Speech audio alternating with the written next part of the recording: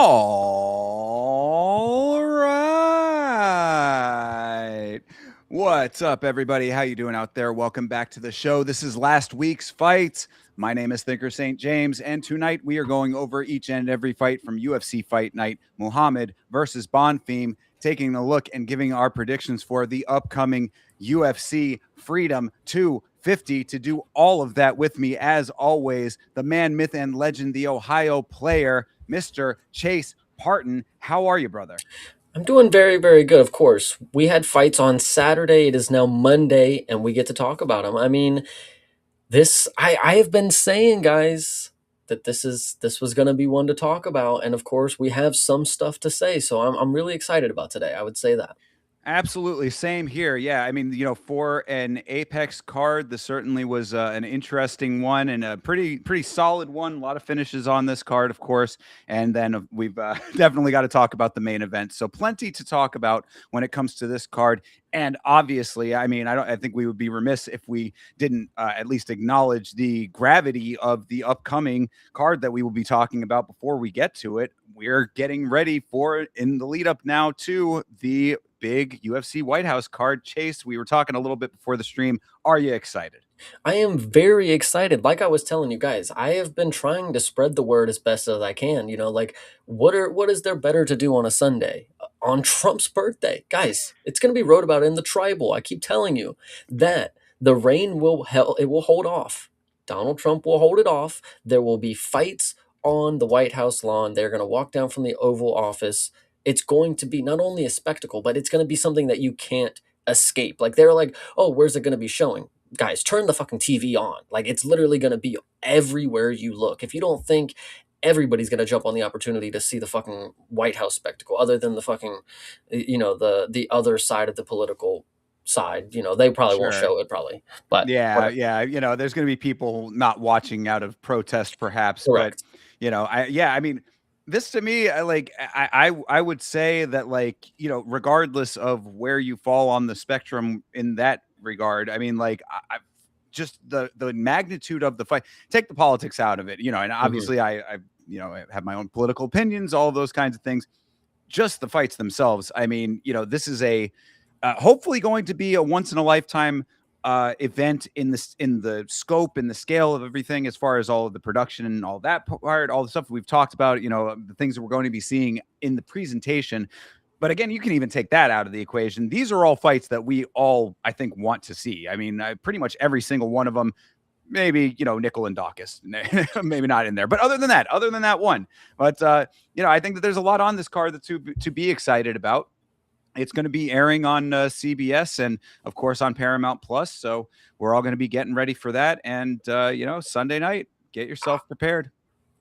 People are saying that it's going to be aired on these channels, but I truly believe, like, how like the weather warning comes up. I think we're going to get like a ticker. Like for most channels, they're going to be like White House event, like, and it's going to be across when there's a severe thunderstorm alert, or the school's canceled, and they get that takes precedent over everything. It's like, all right, here you go. Here's your little time block. They're going to come on and be like, look, Sean O'Malley's walking out of the White House right now, but we're going to get back to your program. But just so you know, this is True. on in CBS. That's what I'm thinking is going to happen here. Ship to shore, from coast to coast, they're going to be sounding the alarm, letting everyone know that there are fights on the lawn of the White House. Exciting times. I mean, I think that there's definitely some good things to be excited about for it, and I'm sure that it's going to be entertaining one way or another. You know what I mean? Like that. I think that I can't wait to just see all of everything about it, because I'm sure that there's going to be plenty to be inspired by, as far as like the gravity of it, and then also a lot of things that we are probably going to find somewhat goofy and funny, perhaps. You know what I mean? Like there's probably going to be a spectrum, I would say. I would hope. The thing that I would say, yeah, no, definitely funny stuff's going to occur. This is going to be one of the more, people are saying it's kind of like The Boys. This is like an episode of The Boys or whatever. I mean, yeah, it's going to seem satire, but it's not going to be. That's the crazy part. Sure. Well, I mean, not the least of which the big reveal of the ring girls outfits. That was really where that conversation started today. They look a lot like the costumes from The Boys, but shout out to all of the lovely ring girls who are going to be out there sashaying in those various attires. Yeah, I think that was a point that I wanted to bring up as well. The ring girls attire was a lot less and creative than what we had at Noche, of course. And I find that interesting because it's not necessarily in Noche you had like the eras kind of deal.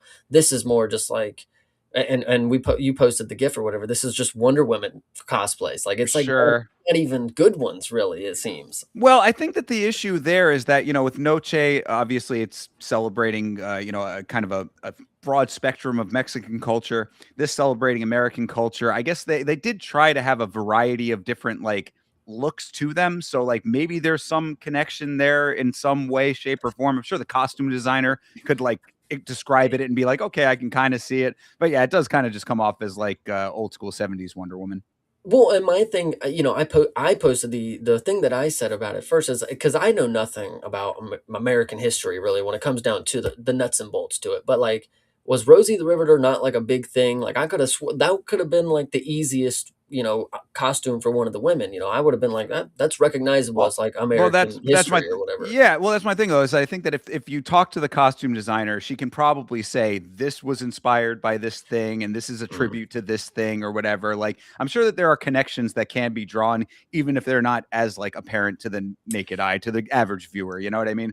fair. Um, but yeah, I mean, and also obviously for a card of this nature, they had to be somewhat modest. So I think that that was to be expected. Because I think a lot of people were maybe expecting something different based on what you see on the normal UFC broadcast. A lot more material involved when it comes to these outfits. I think that that's perfectly fine and acceptable under the circumstances, right? Yeah, 100%. Another thing that I think is key to note here is because Dana White came out and said something along the lines of like, we better get like I don't know what the Oscar is for like this type of award show or the award show that would be for this type of sporting event or whatever. But he's intending to have an award given for this type of event. And it makes me question, did Noche get one? Because that was at the Sphere. That was also like a very grand spectacle. And this Yeah. is like the one up to it. So, it makes you be like this is what he want. He just wanted an award at the end of the, he wanted to be the best on the top. He wanted to be on top for this year.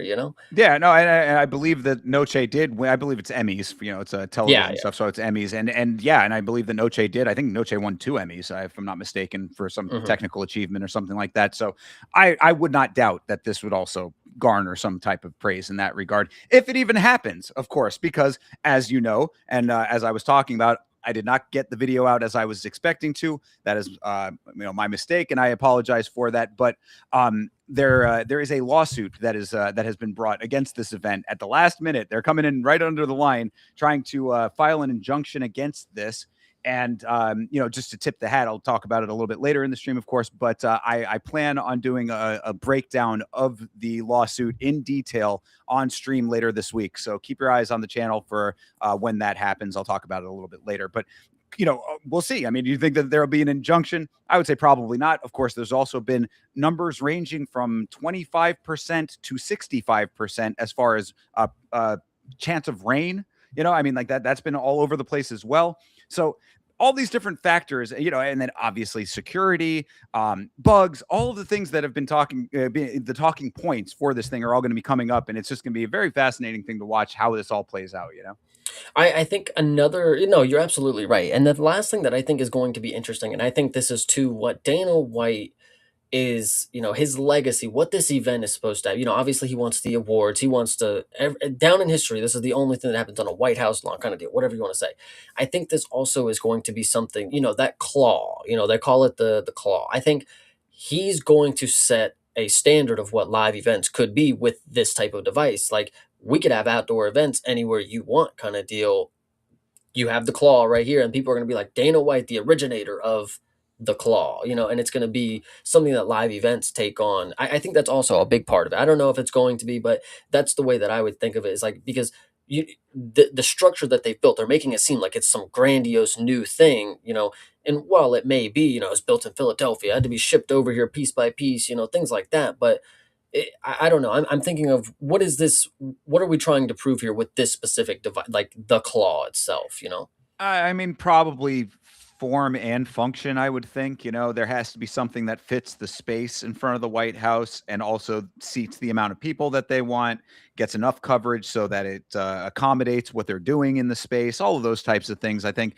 I don't know if it necessarily translates to other outdoor events 100%, because I would think that the capacity would be something that they would want to be more for other events. Obviously this is a small, relatively small event as far as like the amount of people that are actually going to be in attendance at the show itself. But who knows? I mean, who knows if it's even going to go away? Of course, the president says that he wants to keep this structure potentially forever at the White House in front, right there out front. So instead of seeing the actual White House from the road, you would be seeing the claw, the octagon, all of the trappings. So who I knows? love it. Yeah, no, this is awesome. I think we'll obviously talk about the White House event on separate streams and during our streams and stuff like that for the event. So we'll wait and see what exactly is going to happen, of course. So I'm just excited that we get to talk a little bit about the fights later and the event itself. I mean, buckle up. It's going to be something crazy, guys. Again, I think at least in that point, I think that should definitely be noted that as combat sports fans, we are living in a moment in history. You know what I mean? Like that, just again, politics aside, all of that other stuff. This is a moment in history for the history of combat sports. This is, I mean, a couple of years ago, it's not even that long ago, less than a decade, maybe a decade, if that, the sport was not even legal in New York. It Hmm. was just legalized in France recently. I mean, like, this is still a very new sport in general, mixed martial arts. And now we are on the largest stage potentially of all time for it. So for that reason alone, I think that it is worthy of acknowledging that we are in history. We are living history in the present right now. No, 100%. And after all that, I'm really glad that we got to break it down. But of course, we got to shut out the chat really quick. It's been a Please minute do. and they've been going crazy. Jesus. Yes. Johnny the God, of course. Thank you for being here first. Let that be a lesson to everybody else. You will get a special message if you're first. Johnny the God. Love you, brother. Bleeding Edge, Meat Rocket, John Dong. John Dong. Meat Rocket, of course. And let's see, Didgery Dave, and then Valayan. Thor, all right. Valiant. Valiant. Yeah, There you go. Valiant I don't know Thor. how to fucking spell. There you go. Good deal. I'm Appreciate you. excited. This is gonna be a great episode. Appreciate the chat for being here, man. Absolutely. Thank you guys for rocking with your boys on a Monday night. Of course, now with all of that, conversation about the White House card, I think it is only fitting that we talk about UFC Fight Night, Muhammad versus Bonfim first. I mean, what a way to roll into the White House with this card here. What'd you think of this card on paper going into it, Chase? On paper, I remember we were doing a separate stream. It might have been for a Street Word episode, and I was just I happened to glance ahead at what this card was shaping out to be, and I told everybody right at the top of the, right when I found out, I said, this card, aside from three, which I will tell you right now, other than like one or two of them pleasantly surprised, so other than three fights on paper, this is one of the better apexes I have seen, not just of this year, but kind of reaching into a pretty decent time period where this is a good apex card. And I'm happy to say that a lot of fights stayed on and it went through, and we had a really good time with this one. I really liked this one, not just on paper, but as I was witnessing it, so I was happy. Yeah, yeah, absolutely. I said the same thing. There's always a couple of people come into the chat every once in a while and say, "Oh, I've heard from this person," or rumors and it's other community conversations that, "Oh, this card's not that great." Blah blah blah. It seems to be a very recurring theme, and sometimes it's like, okay, I get put a little bit more stock into that than others. This one, I was like, no, this is actually like really decent, especially after we talked it through last week. And yeah, I mean, I was looking forward to it. Turned out to be one that I thought delivered as well, and I'm looking forward to talking about it. So of course, this is UFC Fight Night, Muhammad versus Bonfim, and it took place at the Meta Apex in Las Vegas, Nevada. And if you are ready, Chase, why don't we just start with the first fight of the night? We can start with the first fight of the night. The thing that I will say, and this became apparent later on with one specific fight, but I will say, just speaking to the Apex and to this event, you really got to see just how much of a difference those extra seats became, because this was a pretty good fucking crowd for a fucking. It seemed like it seemed like the whole extended family was there for everybody. I mean, one specific person later, but it was a jumping crowd, and rightfully so. This was a good fucking card for it. So Yeah, you make a very good point. It was noticeably loud in the Apex for this one. A lot of people had a lot of support. I guess a lot of people brought their family and friends, teammates, whatever, to this event. But it was certainly apparent on the broadcast. You could hear the support which is, really good to hear and see. I mean, it's nice, especially with a card like this that has a good amount of activity and finishes, etc. Nice for those people to be in attendance. I think another thing that, we often think it's friends and family. Yes, friends by nature, I mean like the people from back home, but we also got to understand that these are people just hanging around the PI. We have a lot of people that are South American on the cards, and when they're at the PI, they're hanging out with each other. They're not necessarily teammates, but they are their peers, of course. So this could make up a percentage of the crowd as well, who just are fight fans just like us, who are really trying to get their game to this level, and they're taking notes, and they're really involved in the product, I would say. So I wouldn't say it's always people that are in their corner 100%, but they're we have a lot of South American versus South American fighters, so they're not necessarily one or the other favoring. They might just be a fan of the matchup itself, kind of deal. So I like that. Could be. Yeah, absolutely. Well, and I'm hoping very much so at some point to get out to Las Vegas and be able to go to the Apex and watch fights. So I do hope that there are tickets available for those types of Yeah, people, because I will be one of them at some point, maybe, absolutely. Hmm. All right. Well, that all being said, let's jump right into it. The first fight of the evening was Ketlen Souza versus Ariane Carnelossi. I mean, what a way to start this card off, right? Good bang here. And I said the kick that ended up being the knockout for Souza was certainly a legal one.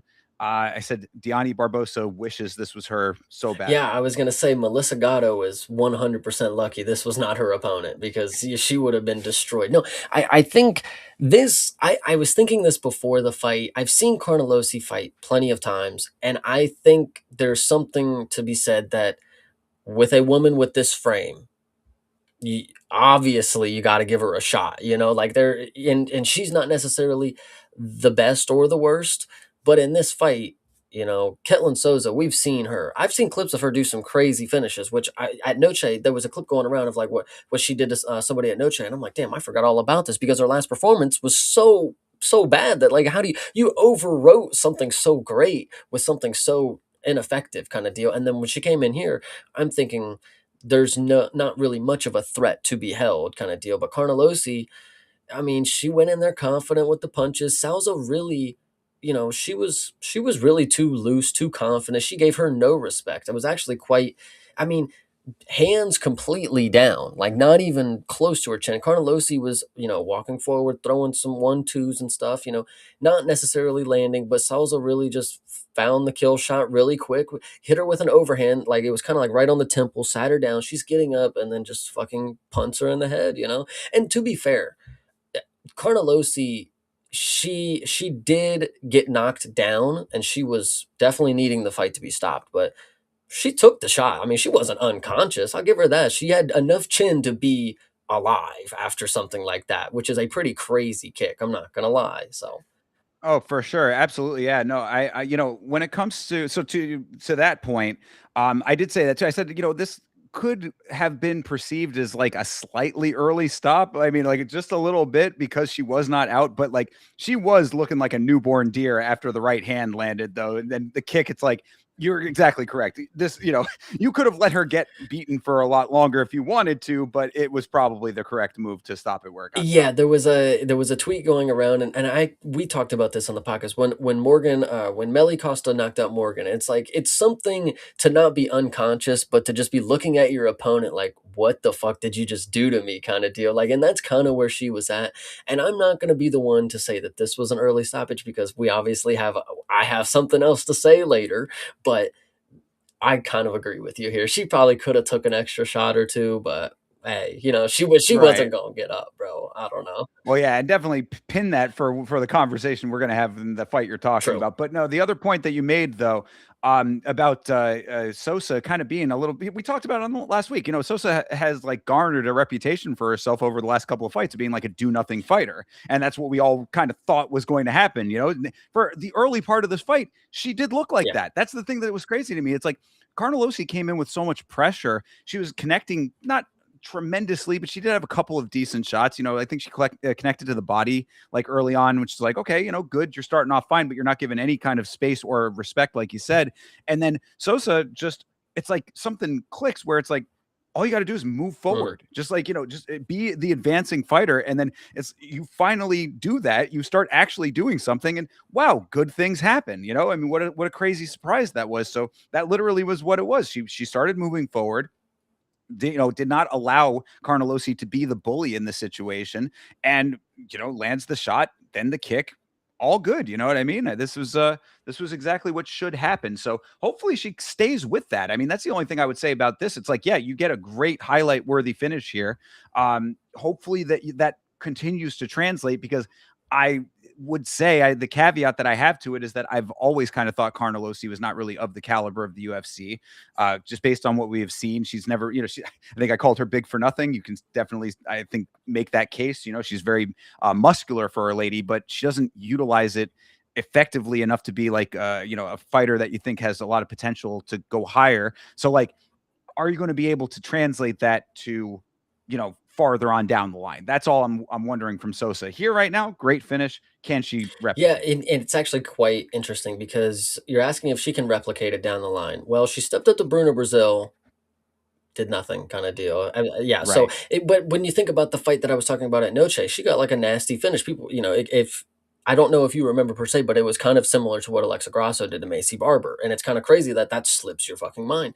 But that was also against somebody that I don't even think is around anymore. Like, so here we go. Like, she's good. She can look like the most brutal fucking killer in the cage when it's Carnelossi, So Well, and I guess that's kind of more what I mean is it's like, yeah, we've seen flecks of this now, but it's like you got to be yeah. consistent, and that's the problem. Replicate on a consistent basis against higher level talent. So I guess that would be the takeaway from this fight is just like you saw this. If this was the only fight you'd ever see from her, then you might have an impression of her. Just be aware that if there's going to be higher level competition, that this might not always be the Yeah, I case, mean, right? come on. The champ is Mackenzie Dern. Let's be real. True. And, I mean, Mackenzie Dern's not going to allow this to happen to her. You never see Mackenzie Dern kicked in the head like that. No, nope, never. I don't know. Yeah, we'll see. I mean, there's always potential, of course. But the last note that I had about this one was there was a very cold moment. It was quick, so I don't know if you caught it, but they hug it after the fight had been stopped. Carnelossi, they brought the stool in. She gets up to hug Souza, and then Souza gestures for her to sit back down on the stool, like, go ahead and recover some more. You need it. That was like, oh, that's kind of a cold move, even if she didn't mean it to be that way. Yeah, no, I thought you were talking about her little dance after she won. So she kicks her in the head and it gets stopped and she goes, Yeah, that too. That was an interesting one. That one. Yeah, I don't know what you call that move, but it's almost like the mm-hmm. Misfits. Maybe that's what that She, was. I thought she was gonna hit a 6-7 to be fair, but it is what it is. Yeah, but so I mean, really, end of the day, this was a great way to start this card. I mean, what I had said on the watch along, and I'll say it here too, is that these types of finishes, or I mean, like not just these types of finishes, but just like finishes in general and higher level of activity and competition in women's MMA is how you break the perception that a lot of the fan base has. And I know a lot of them are memeing, but I know a lot aren't, where it's like, oh, bathroom break, take a smoke break, whatever, just do something else. Women's MMA is not Yeah. valuable. This is how you change that, I would say. So I really appreciate starting off the card that way. And, we talk about how women's fights early on in the card is like setting the tone, and they put like good fights early for that. Like keep that throughout and keep those people that fight that way. You know what I mean? That's what I hope for the organization. It's actually kind of interesting. I kind of really dig the idea that put the women's fight up front, because the people who show up early are the people who are kind of fight fans, and those are people who are going to appreciate, at least I would assume, more. They would appreciate that more than the people who just show up for the main fucking card, and they're just, kind of hanging around drinking their beer, whatever you want to say. But for the people who really appreciate what they're seeing, having them up front and close, you get here early, you get to see some good stuff. So I appreciate that. Sure. Absolutely. Well, then I guess it's going to be an interesting conversation going into this next one, because I know that the two of us have different opinions about this fight. This is Jeisla Chaves versus Yuneisy Duben. So I rewatched this fight, of course, watched it live, rewatched it. I kind of have the same opinion of it that I had before, maybe a little bit. Like I said, basically to sum it up, like this was an okay fight. It was not a bad fight by any stretch, but it certainly did not smack of fight of the night or anywhere close to that for me. So I'm curious to know where you drew that from, if that was your opinion. Again, as I have to clarify many different times, for the criteria of fight of the night, when you have 7 first round finishes, there's only 2 options when it comes to what we had up until that point. And I thought this was the better fight. So that was, I said, again, throw it in the hat for fight of the night. Not that it was the fight of the night. It was at the time, out of the 7 first round finishes, there was one decision we have. It's like, well, I mean, what else can you say? But the point is I actually do even believe that this was a really good fight. Because when you think about this, 7-0, 6-1 at the time. These are 2 green athletes. You have somebody who is transitioning from a non-combat sport. She's coming at a time. Obviously, she's not jumping right from being a ring girl, but she didn't grow up being the karate fucking protege. You have Yuneisy Duben, who, again, the combined opponents' records for them, if you saw the tweet, it was 1-12 and 1-13 for Yuneisy Duben and Chaves. So they don't have much pro experience, and they're still feeling this out kind of deal, which I think is great for them being on the apex, because don't throw them out there to the wolves kind of deal, I guess, per se. Like, this was a good opportunity, and I thought they both actually wanted to fight. Dude, and I've said this before, sometimes women's matchups, they understand the assignment. You ain't gotta listen, just go out there and want to win. And I think they both wanted to win. I think Chaves, for what she has, her past, of course, again, she was not the protege, but she is very skilled. She knows martial arts. She knows mixed martial arts. She knows how to mix in all of her weapons. The one thing I will say that is interesting is she breathes really fucking heavy for the entirety of the fight. Like, she's just like like, I think we need to work on that. But again, she's really, slow into her. Yes. Comes from the Nicholas Dalby Yeah, school. like, I don't know. I don't see it that often, so I'm not a big believer, but she can prove me wrong. She's a very plodding pace, but Yuneisy Duben is a dog, really true to nature. I mean, she really was in there throwing big bombs. Obviously she's not the best, guys, but she wants to fight. She proves that she wants to be in there. She's not somebody who takes a punch and then she's not the one off that got that knockout in Contender Series and then just gets finished. She came to fight. She got the decision. Split decision is very arguable. I mean, this was a 30-27 at best, but I think Chaves has got a very bright future. I think she is very good. If you look at what Schnell Dyer is, I'm not saying this is, but the pieces are here for a similar style fighter. I think she's confident enough, but there's just something missing for Chaves. But I think it's there. I think we just need a little more time. I'm telling you, this was good. Well, yeah, and that's an interesting, I think, distinction when it comes to women's MMA and men's MMA, is that, like, this is the highest level of the sport in the UFC. And I mean, there are certainly, I don't misunderstand. Obviously, the men do learn on the job as well, Mhm. of course. Fight over fight, people are getting better. That's what you want to see, fighters improving as they rise in the ranks and as they take more fights. But like, when you see a fight like this, it definitely, like you said it yourself, these were 2 green Yes. fighters, definitely. I mean, these are very new to the sport. And so I don't want to be like overly negative in this regard, because they're, I could be going through piece by piece, picking apart this. I don't want to go that deep into it, but like, you see that they're like what you said, that these are like, their moldability is here for sure.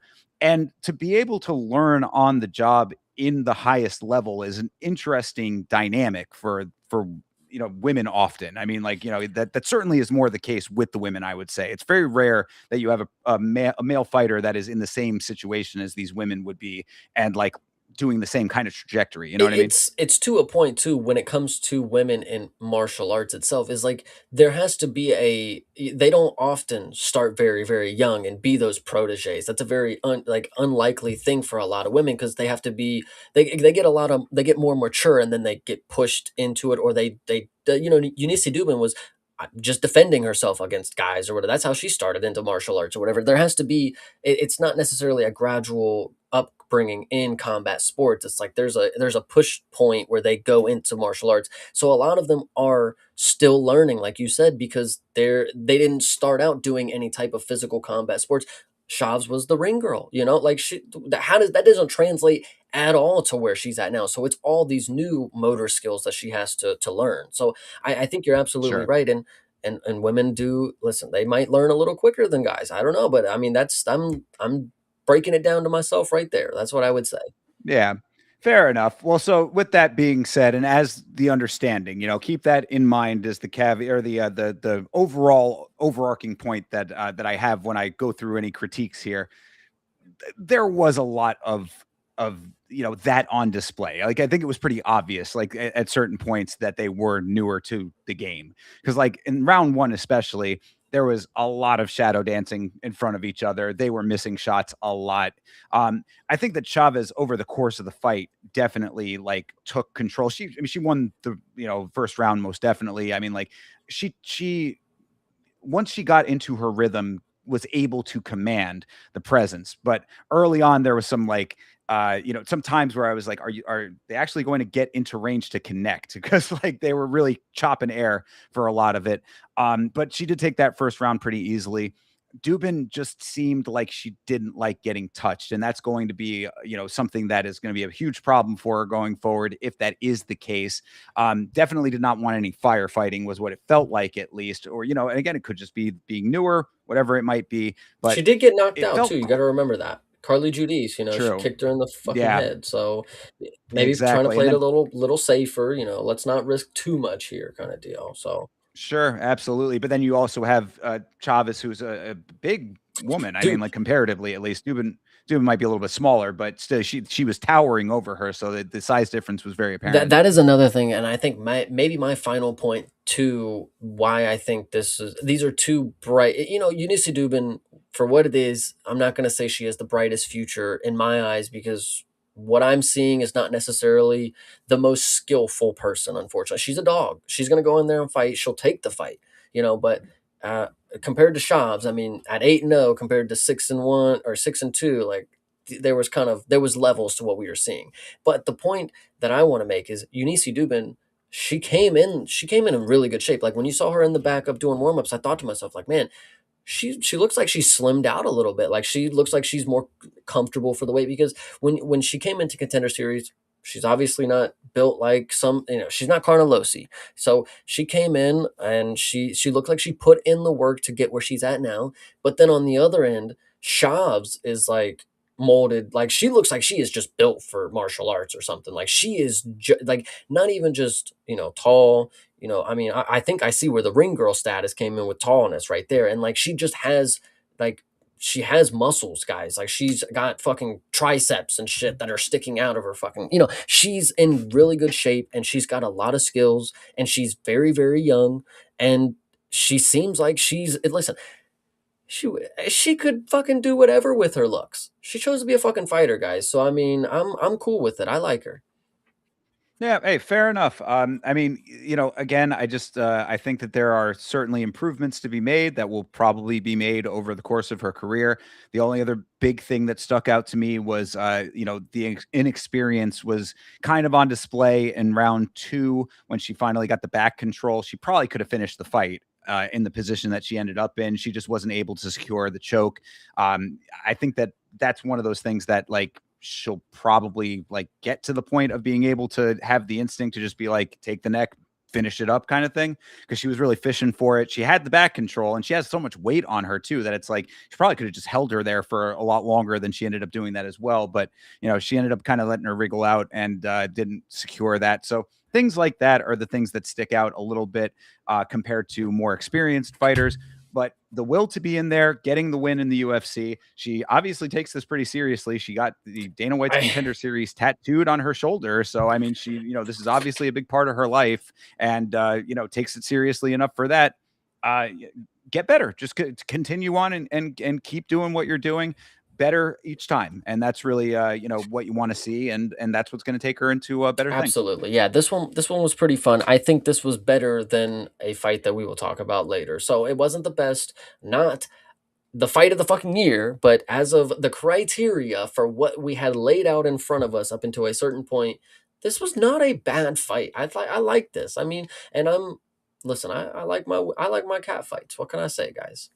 True. Yes. Well, and you know I think that there is something to be said for championing women's MMA in general. So I am always for Oh yeah, that. All right. Well, that being said, let's move on to the next one here. Before we do, shout out to Owen Mania in the chat. Appreciate you, brother. Thanks for hanging out with us. absolutely. But next up on the agenda is Jordan Leavitt versus Joanderson Brito. Leavitt came in overconfident in this fight, and I think that it makes sense that he would be, considering how much success he has with the style that he brings to fights. I think that the problem becomes, and I, hard to know, not being in the camp, how much they know about other fighters, how much research they're doing, how much tape they watch, etc. We talked a little bit about Joanderson Brito being a dude who at one time was on a pretty good win streak, had kind of a checkerboard there for a little minute. It wasn't going as solidly as it once was. Also a little bit inactive, kind of a guy that sort of pops up at random. It feels like he's not consistently getting booked or whatever. Maybe Leavitt just didn't realize that he was about to get hoisted by his own petard in this fight. But to see Jordan Leavitt get beat at his own game really, I think, should be the notch that Joanderson Brito needed. Because he himself said in the post fight, he was like, it felt like my first win again. It felt like a rebirth kind of thing. I hope that that is the truth for him, because I always thought that there was better for him than what that little rough patch would lead one to believe. I hope that this kind of win does that for him, because this was exactly what he needed, and I think to an extent kind of what Leavitt needed. Just knowing that you can't just go in there and flop on your back and just expect everybody to just instantly get submitted by you, bro. Like it's not how this game works. Yeah, this one is definitely an interesting one because, and I could have seen, I saw this one coming, of course, because Jordan Leavitt, with his last performance against Leavitt, I felt like that is where Jordan Leavitt, even though they call him Leavitt now, was it not Leavitt before? Either way, It's always been Leavitt. I just, one of those things that I thought you were kind of memeing on it, but like I don't know, but yes, no, it's just Jordan okay. Leavitt. Either way, he had his moment, and I thought that was perfect for what it was. But when you come up against somebody like Brito, I think it's not even just a style. I mean, this is somebody, Jordan Leavitt. He's a dad, shout out him. But Brito has the dad strength. Like he's like the OG. So like anytime it's like I feel like he's just always formidable when it comes to any type of wrestler or grappler. And then for him to pull out a sub, I wasn't surprised. I was thinking a first round finish for Brito was very, very likely. I thought he was going to be able to, put the hands on him and show Leavitt that, the grappling is just not even going to be an option when I start going. But the fact that Jordan Leavitt shoots right into a fucking ninja choke, I mean, it's pretty fucking epic. I mean, Brito, I'm not going to give him the most credit in the world. Let me just say that, because we've seen him flop. We've seen him not do very good. So one submission where you probably should have got the submission. I mean, once it was locked in, of course, like we've seen people get out of it, and yeah, you should have finished it from that point. But a good submission guy, a guy who really has jujitsu in his back pocket. If the dude just shoots right into your fucking arms, I mean, you got to just lock him up, kind of deal. So I'm not going to say Brito, this is the life-changing performance for him. I think this is exactly what he was capable of. This is what I was expecting, not the sub itself, but for him to just pull it off, because Leavitt he's just not that fucking guy, I don't know. So shout out Brito, shout out him in his post-fight, performance, when it came to taking his shorts off and becoming Derek Lewis. By the way, he says he doesn't know why he did that. Okay. Well, his balls were hot, True. All obviously. right. Even if he didn't know it, I mean, that's the answer. True. Obviously. Yeah. So it was definitely something to behold. Brito, he's somebody that has an image of somebody that I want to root for. Like he has the look of a fighter, I would say. That big old shark on his back. It's like, why would you do that? Like, but like, fuck it. This is why you're here. It's one of the most perplexing tattoos I can think of. Just this huge, it looks like the old school Street Sharks cartoon from back in the 90s. I'm sure that some people will get the reference, but yeah, it is just an entire back of a shark, and he rocks it with He pride. does, and I fuck with Brito. I wish he would perform like this more, because again, this is what he's capable of when you have grappling in your back pocket and you're able to muscle people around. I would say that this is a likely scenario for people who are grapplers. It should be, because in reality, I think he has pretty good, pretty good striking too. But just fucking put the paws on people. I mean, obviously you got the finish. No disrespect, but for future references, when it doesn't go for the first round ninja choke for the dude putting his neck right into your fucking arms, be more confident in the striking because you got the strength. Like we've seen it on display in the grappling and stuff, and you got good striking. So I would just like to see more of the striking. Great first round finish, but please just don't flop later because you didn't get the first round fucking gilly. I don't know. Yeah, for sure. Most definitely that. And I mean, it's kind of crazy to think that this is the performance that he comes out with now after going to a decision, I believe. I'm pretty sure it did with Isaac Yes, Thompson. which he arguably So it's didn't like, win.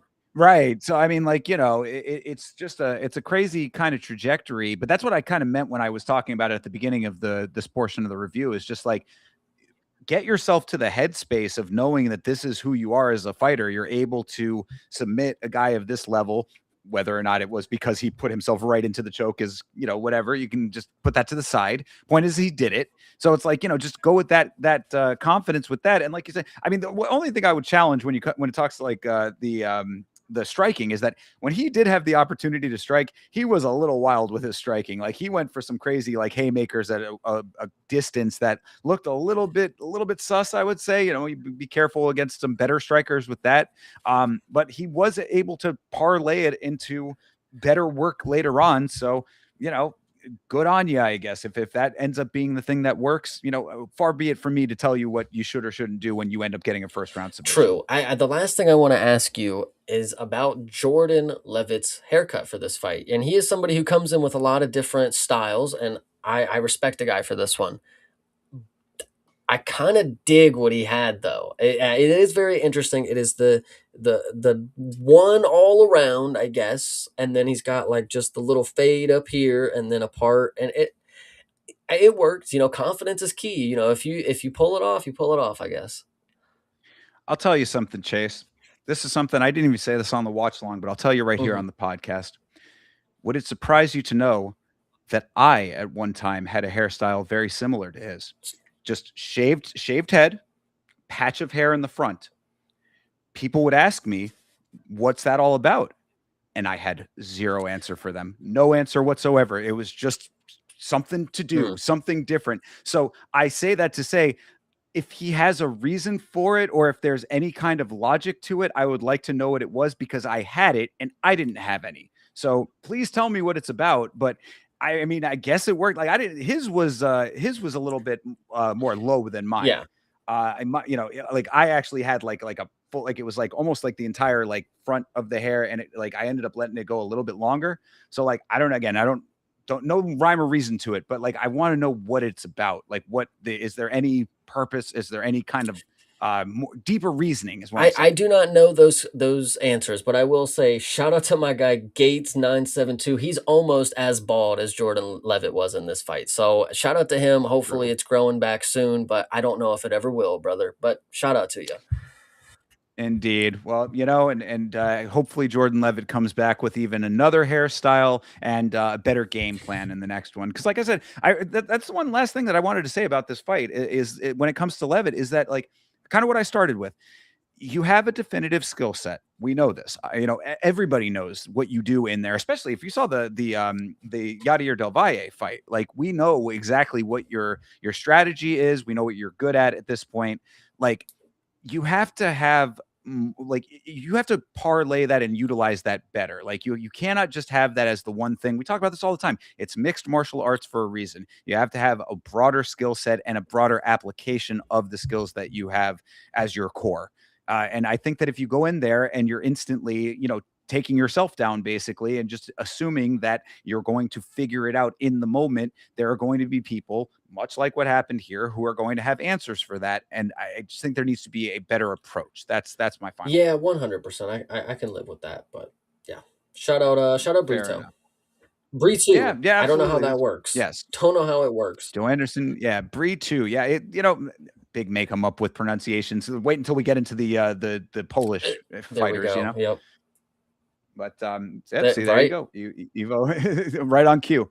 All right. Anyway, let's move on to the next fight here. This is Priscila Cachoeira versus Chelsea Chandler. Now, I know. I had a whole long monologue about this fight on the watch along because on the last episode of this show, I had nothing kind to say about Chelsea Chandler. I don't think I've ever had anything kind to say about Chelsea Chandler in the history of this show that you and I do together, Chase. What I will say right here, right now, this was the best performance that I can recall ever seeing from Chelsea Chandler, and she made weight. Nothing to meme on here. I legitimately, I 100% without any hint of irony. This was a great performance for Chelsea Chandler. She did exactly what she needed to do. I think Priscila Cachoeira did what I expected her to do. She tried to bully her early. Chandler had an answer for it, found an armbar somewhere in there. I was very happy for Chelsea Chandler to reshape my perception even in a small way, and whether it goes forward or not, we'll talk about that. But I am very happy about the outcome of this one, and obviously, what do I know? I'm just on the side of destiny, it seems, because when you pick somebody like Chelsea Chandler, who's from Stockton, motherfuckers, like, come on, I'm surprised she didn't get a slap in there, but she, listen, she won the fight. Good on her.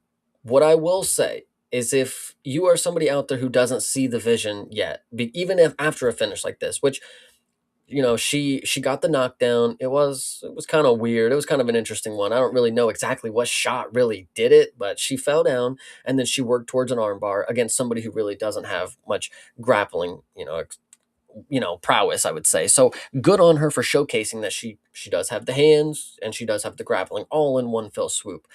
There's one thing that I will say about Chelsea Chandler, and this is evident now after watching the main event, after listening, yeah, and this is maybe just listening to Dom Cruz a little too much, throwing feints off the back foot. He says he seems to believe that's a lot harder than what it looks like. And Chelsea Chandler, this is another thing that I've started to know about Paulo Costa.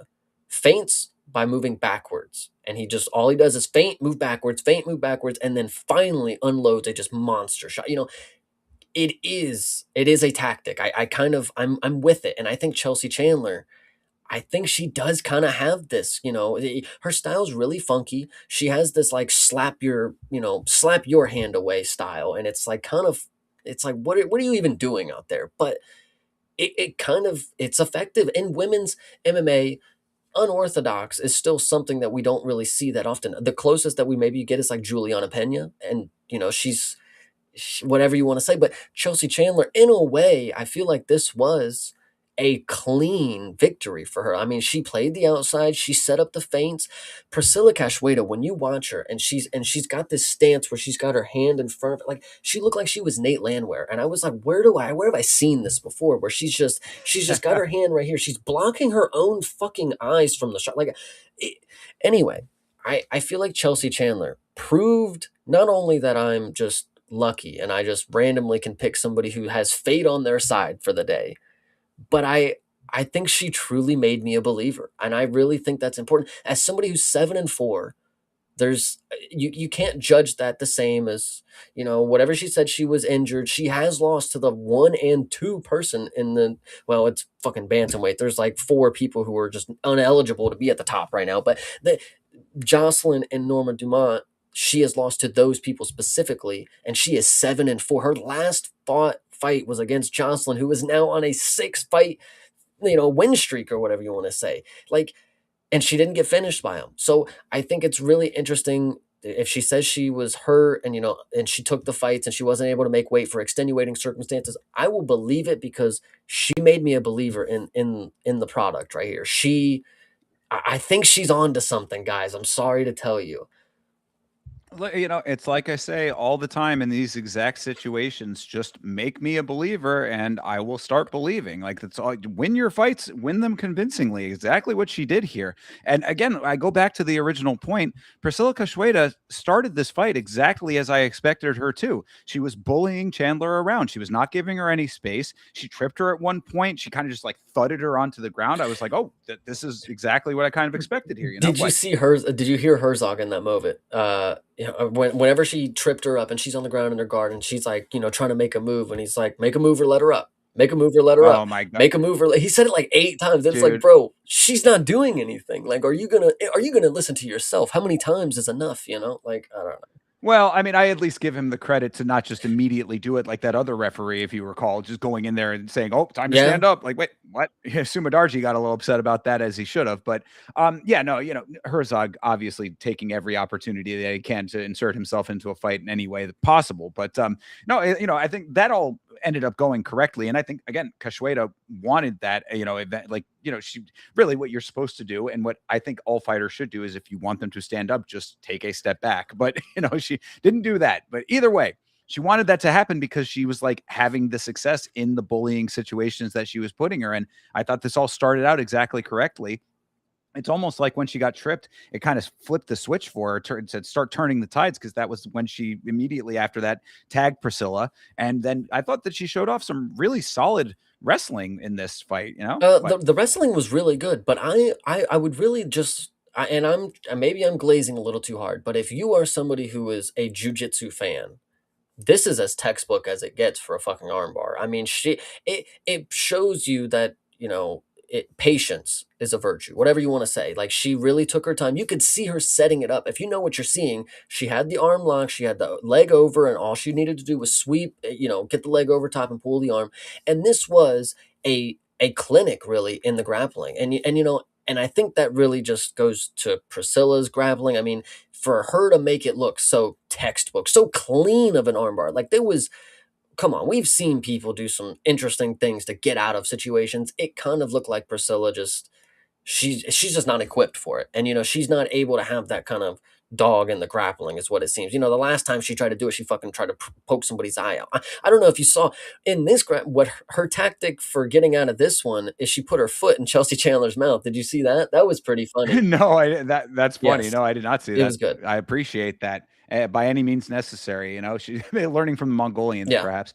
But no, yeah, that's where I was leading, though. I thought the wrestling led right into the grappling. And like you said, the patience, that was my big note too. She stayed patient, commanding on top, committed. Once she found that the arm was there in the position that she needed it to achieve the arch back, she just went right into it, and lo and behold, you have the whole setup. Even commentary was even saying, it's like, oh, I don't know if she's actually going to go for the armbar, but it is there if she wants to try it. And then boom, she gets it. It's like, that's exactly what you should do if you're in the position to do it, especially with Priscilla Cachoeira, who, like you said, is not that great in the grappling department. When she has trouble in these fights, it is just like, night and day difference from who she is on the feet to who she is on her back. Like, if she can bully you, she will bully you. If she is not able to do what she is good at, it is like completely different person. So yeah, Chelsea Chandler doing the exact right thing here. I really appreciated this performance. I still find it very, very funny that Priscilla walks out to the zombie song, the Oh, Korean does she? zombie I didn't even song, hear. whatever the fuck that shit's called. Yeah. That song is reserved for one man and one man alone, lady. You need to find a new Well, song. here's the reason why it's reserved is because you come in here and you get finished, and it's like, well, fuck, mate, like you just ruined the song, but it's all right. Yeah, that will exactly. Well, that's the universe saying this is not your song. True, So absolutely. But this is the universe telling everybody that Chelsea Chandler is back and she is coming with a vengeance. And Thinker, I hate to break it to you, brother, but sometimes it feels good to be right, I don't know. I said it on the watch along. I said, congratulations for this correct prediction here. I will go with it to an extent. It depends on who she's going to go up against. It could be the best in the Condition and division, all that. apparently. True. Yeah. I mean, well, they shoot her right up to the top. It's an Wild West when it comes to True. bantamweight. So, but yeah, we shall see. We shall see when it comes to Chandler. If this is the turning point, then great. I'd prefer not to be the person out here trying to be inflammatory towards these fighters. I want all of them to be their best and put on the best performances possible. So continue to do that. Conversation changes completely, and we can put the entire history of everything that I've said before behind us, and we never have to see her do the temple run again. 100%. Yeah. Good deal. All right. Well, before we move on to the next one, got to give a huge shout out to Jeremy Hall checking in. Appreciate you, brother. Thank you for being here. Moving on to the next fight, however, Bruno Silva, he fought Édgar Cháirez. This was another one you were correct about. This was one that, like you said in the last fight, who knows, going into it, how exactly that was going to work out. I think it worked out exactly as it should have. this fight here, this was one that I was kicking myself for not believing in Édgar Cháirez. He looked this was really, really great work. Certainly made a believer out of me and all of the other doubters from the last fight who may have been a little bit skeptical based on that performance. Yeah, and I think for a lot of people, if you took that last performance and you were if that made you lose stock and it didn't resonate well, I can completely understand. But Édgar Cháirez is somebody, guys with high finish rates, they're not dime a dozen anymore, but guys who are able to they fight like they have a finish rate, that's high. A lot of people they settle for decisions once they get to a certain point in the organization. They're not as hungry. Édgar Cháirez, genuinely, other than the last one, I get that. It didn't seem the same type of vibe that we've seen him with CJ Vergara versus fucking Bruno Silva, of course.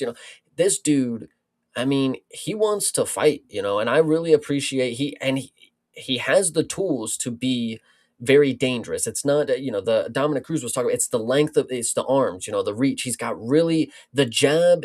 It doesn't just touch Bruno Silva. Like it's Édgar Cháirez's range. It's almost like he was able to punch through Bruno. He had that much more extra length on him. Like Bruno was, and then at a certain point he realized, like, man, I gotta just blitz him on the inside, and this is exactly where Édgar Cháirez was, starting to mix in the uppercuts.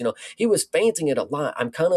It's unfortunate that Bruno finally got hit by it. Back when it was Charles Jourdain and Davey Grant when he kept doing the flying knee, and then it finally gets him with the flying knee. It's like, did you not think he was going to throw it a fifth time? Like, I get it. It is what it is. But Bruno Silva, I think time and a place for him. He's at a point in his career. He's a lot older. Édgar Cháirez is more hungry, and listen, he's lost in the UFC specifically, and regionals. That's different. Everybody has a turning point. He has lost to Josh Van and Tatsuro Taira. That's the list in the UFC that he's lost to right now. So Édgar Cháirez potentially still has a lot to prove. But he's ranked now. This is going to be 15, and he's a killer, man. He's somebody that he's got so many different tools. The striking, of course, leads the fight, but his grappling is just as fucking dangerous. That's the craziest part. Yeah. Absolutely, it is. I mean, really, this fight for basically exactly what you just said was like exactly the showcase that you needed to see to know that to be the truth. It's like you said. I mean, Silva was having a heap of trouble getting past the range of Édgar Cháirez's striking. I mean, the jab was always there for him. Silva gets dropped that first time. It's like, oh no, now it's time to level change, perhaps. But then he tries for the level change, easily thwarted by Cháirez. Now you've got real problems, and that just ended up being the story of this thing. And of course, that uppercut that finally did drop him the second time was so clean. I was like, man, that, getting the drop off the uppercut, like, when you're mixing up your striking in general, like there's always the potential for that one shot just to catch you, right? I mean, that's just going to be, any strike could potentially do that. But you see the boxing that Cháirez has and the power that he puts on the shot, plus the placement of the uppercut. Like, you don't necessarily see. I mean, like, it does happen, of course. I mean, a solid uppercut will do it. Francis Ngannou and Alistair Overeem, right? I mean, you certainly can do it, but to do it at flyweight, like it just, I mean, like it really looked spectacular from Cháirez. It was such a clean shot. I was very like impressed with that placement of it. And then it turned into a legit club and sub. I mean, Cháirez found the sub so quickly and efficiently after the drop. That's exactly what you do. I mean, it's like flyweight. We talk about the speed of flyweights all the time. This is the fastest pace in combat sports, in my opinion. Flyweight MMA right here and at the UFC level. If you are not fighting at this speed, it is noticeable when you're at flyweight. We talk about the guys where we're like, he doesn't really move like a flyweight. He's not really fast like a flyweight. This is exactly how you have to be. You have the hand speed to do it. You have the power to do it. You have the placement to do it. And then you have the wherewithal and the killer instinct to have your speed pick it up on the other side. So club and sub worked out perfectly here. Cháirez, it looked amazing. This was really like the exact performance that I needed to see to be like that. He is that. Yeah. Guy. Yeah, absolutely. No, 100%. This has been one of my favorite fighters. He has put on a lot of, not a lot of great performances. I think back to the Sphere, him and Josh Van. This is one of my favorite fights of all time. I mean, he almost finished Josh Van with a spinning elbow. I mean, like he wobbled him. It was a crazy back and forth. I mean, and to think, Josh Van is now the champ. And it was a loss on his record, but he didn't get finished like Taira did, and Taira beat him. you know, and Herb Dean had to tell Tyra how to beat Cháirez. You know, I'll get that's a different fucking story. But Cháirez, he he's taller, he's got range, he's got the length to keep up with it, he's got the grappling.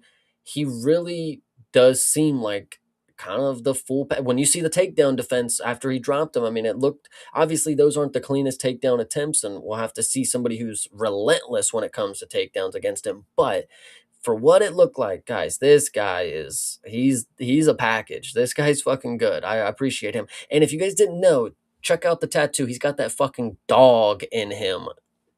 Yeah, in him and on him. Yes, Very true. Yeah, absolutely. Yeah. You know, I always like to believe that he pets his side every time that he wins, just to, absolutely.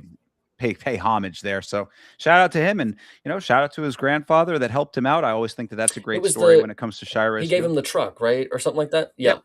Yep, absolutely. Yeah, absolutely. So, yeah, Cháirez, kind of guy you want to root for. I mean, he seems like a good dude, and obviously fights at the caliber that you want to see in this organization. So, really, I see good things in his future. I definitely be rooting for him going Another forward. thing that I think is interesting about Cháirez, specifically, you know, to what he represents. You know, he was representing Mexicali, right?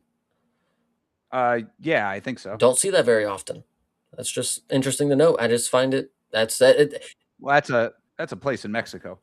we don't see that very often. I don't fucking know where it's at, but hey, he represents Mexicali, and I love it. So Yeah, well, there you go. How about that? Good putting Mexicali on the map. exactly. I can Hell appreciate yeah. it. Yeah, good job there, Edgar. And yeah, I mean, like you said about Bruno Silva, I probably should have known. You know what I mean? I'm okay with not getting that one right and kind of kicking myself about it. But yeah, I was just happy that he didn't come in with a back full of acne. That was something that was people were concerned about. So clean back, good gets clubbed in Yeah, summer. it's unfortunate. Yeah. Yes, indeed. All right. Well, let's move on to the next one here. Marcus McGhee, he fought John Yannis. This fight really went pretty exactly as predicted, I think. I mean, we both had said that this was kind of going to be the type of fight that it was.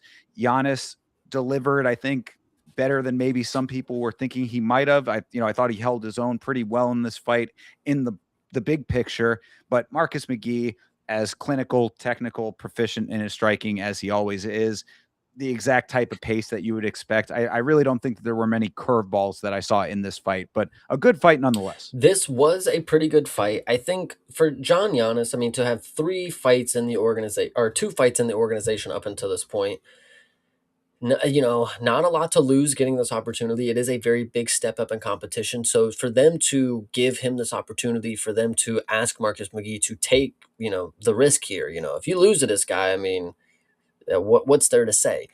It Yeah, when he even said that in his post fight, he was like, "Yeah, I mean, I should probably be fighting top 15 guys. This is a little bit of a disrespect." And I was like, "You're not wrong. I mean, this dude is, a guy gets the win over the guy who was, had just coming back yeah.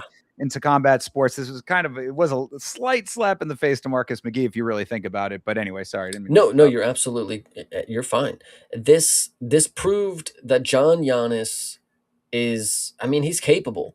And I'm not saying that he is 100% safe from a fraud check, because I think it is more evident it's more possible now. He jumps right into the fucking, you know, close to the rankings picture. He gets one more win, and then he unfortunately gets smoked out by somebody who's probably, you know, Austin Bashy already submitted him, you know, and this is an unranked guy as well. So what is there to say? I mean, his striking is definitely the caliber that stands with a 15th or not 15, whatever Marcus McGhee is, a ranked opponent at the time of right now. I think John Giannis. I think the striking numbers are actually doing him a disservice for the entirety, for both of them. Really, I thought they did a very good job. It was more I go, you go, but John Giannis really. I mean, for what Marcus McGhee is doing. The entire fight is just setting up, setting up, setting up, execute, execute. And then by the third round, you know, he's all loose and, you know, he won the fight. He's skating by. But John Giannis did a good job of not getting caught in the traps. You know, he kept the fight to a point where it's like, you know, they're striking. He could still land something. I'm not necessarily thinking he's going to knock him out, but in a way, in any fight, a puncher's chance is there. And he was still standing toe to toe with the ranked opponent who has had plenty, you know, not plenty of experience, because he's also somebody who got kind of jumped into a picture that was way out of the realm that it should have been. But so with that being said, I mean, he held his own against somebody who was also in the same position as he was. So it was good on Marcus McGhee for giving somebody in a similar position the opportunity that he was gifted, I would say. So, uh, good fight from John Yannis and Marcus McGhee. Nothing too crazy. They make it seem like he missed a lot of his fucking shots with these stats, but I mean, it was a really good, clean performance from Marcus McGhee, which it should have been, and it was, unfortunately. But John Yannis, I took a round off of a ranked guy in one judge's eye. So there's something to hang your hat on at the door. So Yeah, I can go with that. I mean, based on what we kind of thought was going to happen, that is a silver lining way to look at it for sure. I just thought that Giannis was just not able to mount an offensive strategy that was comparable. You mm, know what I mean? That's the big note, really. And like I said, unfortunately, kind of expected. Marcus's output is just consistent. And that's like one of the greatest strengths that he has. It's like when you have that level of just repetition in the striking, even like I do, seeing the numbers, like you said, I mean, 79 significant strikes landed with 202 attempted does seem a little bit off. But over the course of the fight, in the positions that they end up in, maybe it's, I don't know. We always talk about how off the numbers seem, but either way, the consistency is generally there. The movement is always there. He's got good footwork on top of the solid striking. When that's the case, you're gonna fall behind pretty quickly. Like unless you are actively trying to overtake, and that's going to be a note, coming up in a later fight as well. That I'll have, where you have a person who is just they have a definitive game plan, they have a definitive style that works for them very well, and they lock in. That's another thing about Marcus McGhee that I have always liked. I noticed this about Marcus McGhee.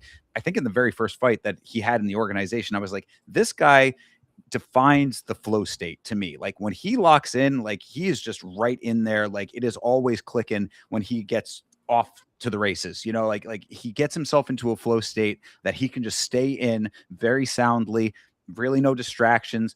You have to throw some like tremendous curveballs to even frazzle him in any way. Like he's just a guy who's the consistency is key for him. And that's just going to be a huge problem for anybody who's trying to figure it out in the moment. what I will say about Marcus McGhee is somebody needs to tell him to lay off the spinning shit because that was real. That was a little too much. I mean, I get you want to get a fucking highlight, you want to get a knockout, but brother, 7 spinning back kicks and not one of them was. He literally just walked the other direction every time. Like it was. Anyway, John Giannis, I think what speaks to why or how he would get a position, an opportunity like this. If I'm not mistaken, this is the guy who had spent some time in prison, correct, or something. Yeah, Yeah. correct. So Yeah. Dana White loves his stories, So giving a guy an opportunity like this, imagine if he becomes champ. That's a story kind of deal. So it doesn't lose his stock that he lost to Marcus McGhee in this fashion. I think if anything, it showed that he's a very formidable guy when it comes to the striking. He is I mean, he wants to be here. He knows where he came from. He would not like to go back, I would say. So this is a perfect outlet for him, for a good career choice. And shout out to him. I mean, I think Dominic Cruz said another thing about this fight is John Giannis, he was doing good when the fight was brought to him. Instinctually, he had the fight. Like the striking was there. So when Marcus McGhee came in with a flurry, he would slip, he would rip, he would do the right stuff. But when it came to the offense, like you were saying, he just didn't have he couldn't figure out the chess match in front of him, but the chess match coming back to him. He moved his way through that very well, I would say. Didn't take real damage, I Sure. would say either.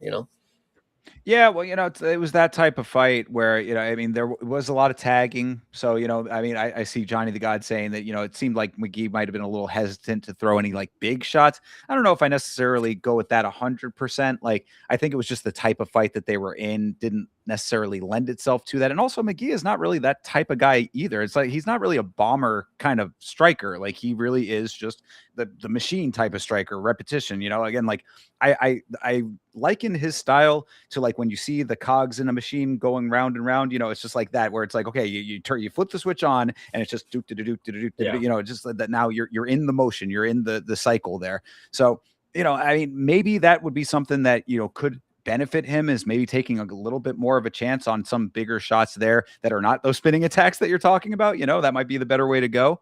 But for what he does, I mean, like he really is just very, very quality. Like within that box.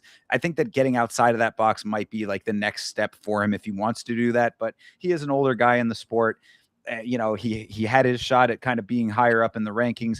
He does, like you said, he does want to be fighting top 15 guys. So, I would guarantee you that his next opponent will be a top 15 guy. Do that, either evolve the style that little bit, or just be comfortable being like, a guy who can win this level of fight, probably maybe a step higher, but your ceiling's going to kind of cap around there, I would His say. only loss to date, in the UFC, of course, is the current champ. So it it is what it is. Shout out Marcus McGhee. Hopefully he's able to, get another opportunity towards the top of the division that he deserves. Cheeto Vera. We need him gone, I would say. So Marcus McGhee, just figure out what you can do to get yourself closer to getting another opportunity at the belt. You don't have much time. I'm not saying it in a bad way, but you are an aged fighter as it is. You gotta pick up the pace a little bit. And what I will say as well is Marcus McGhee, shout out the skateboard king of UFC. Well, I was going to ask you, Chase. I mean, as a person who has an interest, you play the skate video game. Do you think that Marcus McGhee is the best skater in the UFC, as he said? I have seen clips of him at real skate parks doing some pretty crazy stuff. Like Jalen Turner is also somebody who is a skater, and I've seen him, and I'm like, okay, that's like what I would expect, somebody who can, like, who's a skater, but like, Marcus McGhee, that dude might be legit. They even said he was an amateur skater or something, like, at the time. Like, I think they said he had some route in skating, I believe, but maybe I'm wrong about that. But no, he's pretty solid. I don't know about the Yeah, I game. mean, I probably smoke him in a throwdown or something. But hey, well, Marcus McGhee, if you're listening, there's your call out right there. Play the skate video game. oh yeah, Did you say that he does play the skate video game? Did I? yeah, absolutely. Yeah, I didn't get to play with him Yeah. yet, but one day, guys, one day. All right. Well, we got to make that happen. So, Marcus, Chase wants that Oh smoke. yeah. All right, let's move on to the next one here, and the featured prelim here. Of course, we're tearing through this card, but there are a lot of finishes, and this is kind of a quicker one. So we are up to the next in the featured prelim. This is Matt Schnell versus Alessandro Costa. Of course, there is. I mean, controversy depends on who you're talking to about this. But Chase, go ahead and say your piece, because I know you got a lot of thoughts about this one. I think, just in my mind, obviously we're going to talk about the defining thing that happened in this fight. We had a fight between Costa and Schnell. Costa lands a big shot. Matt Schnell goes chicken leg, shoots a takedown. That is where we're at up until this point. Now, Costa is hammer fisting the side of Matt Schnell's head, and the fight gets stopped, and Matt Schnell continues to roll with the, whatever. In my opinion, from everything that I've seen, all of these, and these could be viewed a different way. I understand, the wrestling after the ref stops. Oh my God, he was so concussed. He had no idea where he was at. I will get to this point. But there's things that can be viewed in a different lens. And I think optics are everything. So the first thing that stands out to me is why I don't think this was what again, an extra second longer, who knows what could have happened.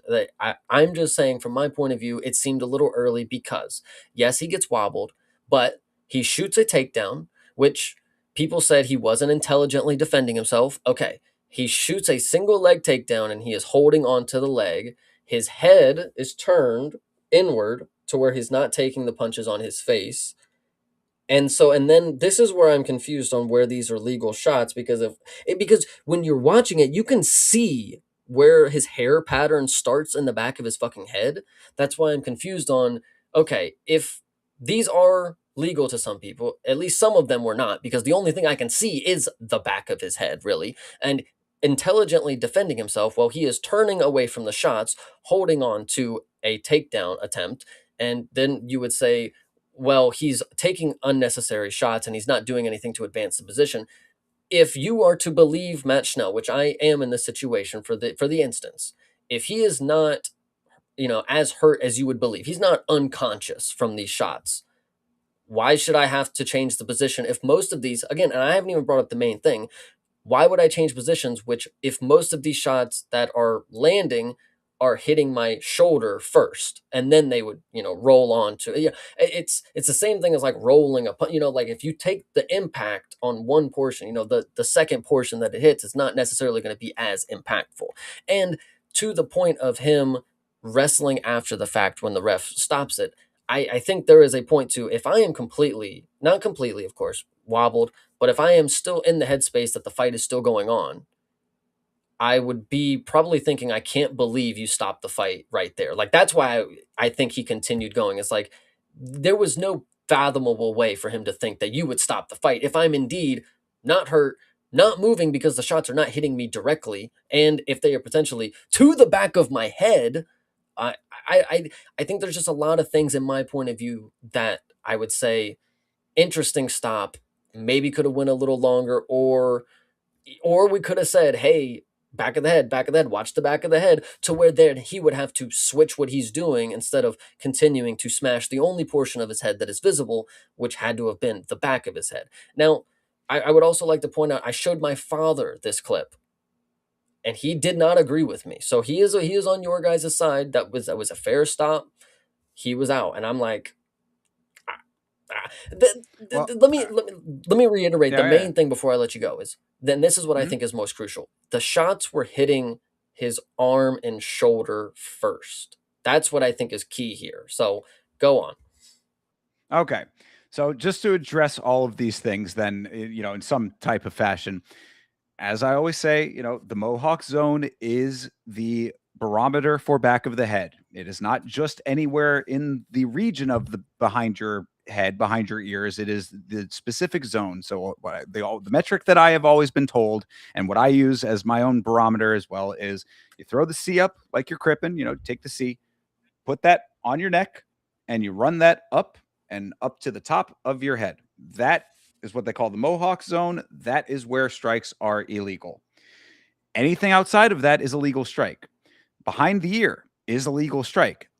That is where they looked like they were landing to me. So you're getting shots to that portion, which is basically behind the ear, the jutting out bone, where your skull kind of juts out a little bit, right in that area. Now, if you're listening only, you're not seeing where I'm pointing, but basically if you're wearing headphones, just right behind where the headphone would be is where the shots look like they were landing. Whether they're hitting the arm or not is almost irrelevant to it if they're legal strikes and he's not moving. He did get wobbled, like you said. It went down off of that. And then he stayed in that position face down, so the referee is not able to see his face. But even if the referee could see his face, I think that the thing that makes the most sense to counter your arguments here is that if he had been face up and taking that same amount of damage, not doing anything. We see fights get stopped all the time with people in that exact same type of situation where they're covering up, they're turtling up. Now, granted, he wasn't turtling up, but like if he was on his back face upward and he had his arms over here and he was just getting punched through his hands, that's still a stoppable moment. So they would have got that's my longer point in that situation, I think, is my point. I don't think there was equality given here, because in even right after the stop, everybody's like, yeah, you can't let Matt Schnell go on. It's Matt Schnell. He gets knocked out. You got to stop. It's like, no, Matt Schnell deserves the exact opportunity that we have seen other people get. And that's why I brought up the Manuel Torres and Drew Dober gif. If you guys, if you were in the Discord and you saw this, right, they let that go on for fucking 20 fucking seconds, and the dude was damn near dead after. And in the moment, I think we even argued that it might have been a little, but brother, when I watched it that time in comparison to this, that was a person who was getting destroyed by punches, going limp, versus a guy who was holding on for dear life, yes, but we've seen fights get way. I brought up Marwan Rahiki. This dude would not even be in the organization if we gave the same amount of love on the stoppages to what Matt Schnell got. He wouldn't even be in the organization right now. It's because he would have got finished in the first round. Like, that's the craziest thing to think about, is some people get more opportunities. That's all that I'm saying. No, and I get that, and I also want consistency in the way that these things are applied. I completely understand that as well. But I think under the circumstances, the difference is that you have a person who had just been wobbled, so you already have that in the mind of the referee. It makes sense. He cannot see the face at that point, and all you're seeing is emotionless person taking these shots to the side of the head.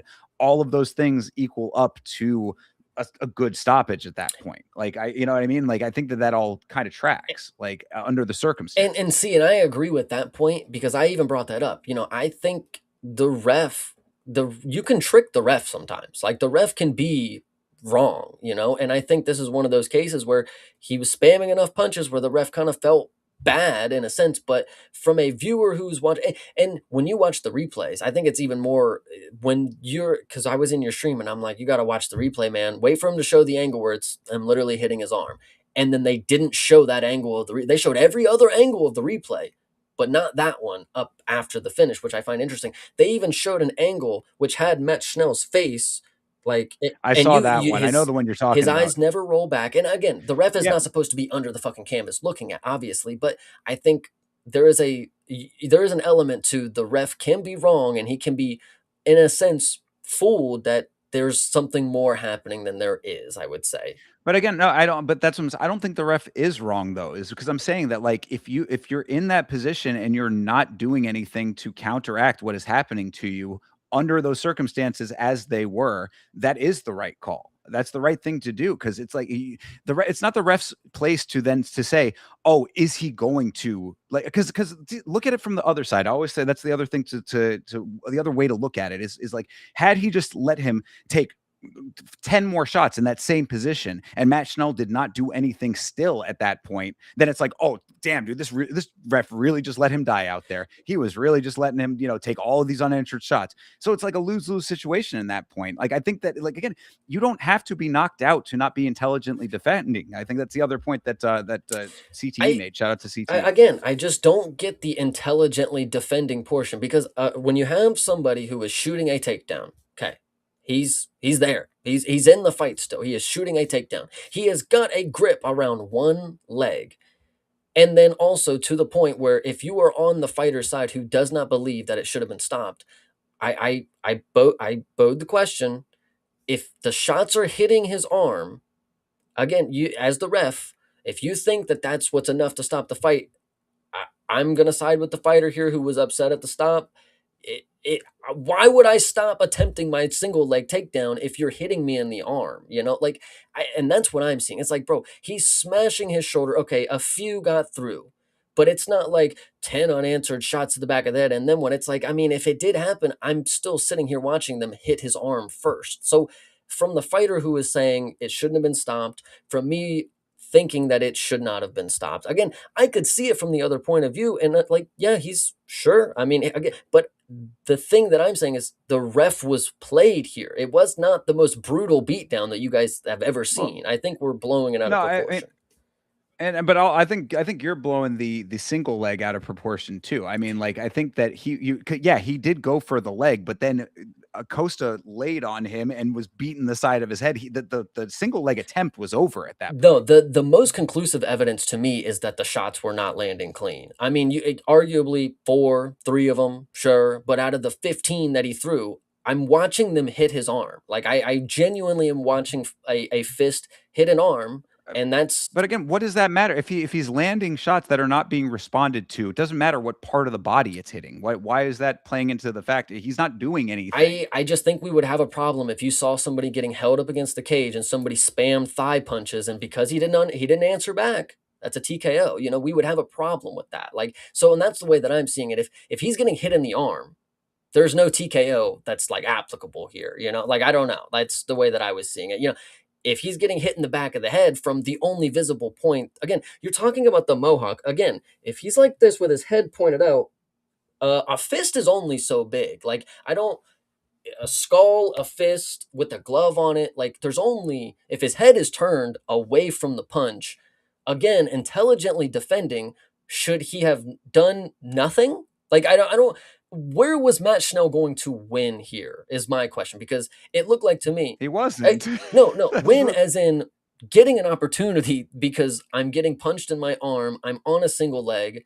Why would you stop this fight? Like, again, the ref can be wrong. Like, I think he misinterpreted a bunch of back smashing. He's smashing him. It's like, again, if you watch the replay, and again, the ref doesn't have replay in the moment, but I would hope that he could see what I was seeing, which is the fist hitting his shoulder, and it may have rolled onto his head, but these are not life damaging, these are not life altering things happening here, I think.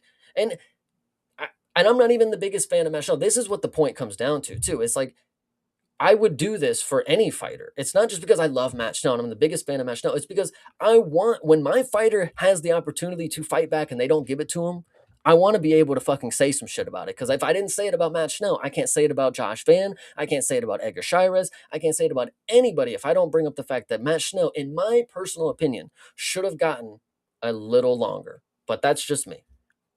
I mean, I hear what you're saying on this, but I just don't know how much longer, like what more you needed to see, I think is the issue. Because like I said, if you'd gone longer, then it would be the other side of the coin where it's like, damn, he really let him take all of those To shots. the arm. Like, it's like, that's what I would say. I was like, he let him take all those shots to the arm. Like, and I, in my personal opinion, if the ref was saying back of the head, hey, back of that, watch the back of that, because that is where it was applicable to say that, then Costa would have actually had to do something different than just spamming a shot that is hitting the arm and also arguably illegal. That's my point here, So well, I mean, wasn't it Dustin Poirier and Justin Gaethje where the head kick was blocked?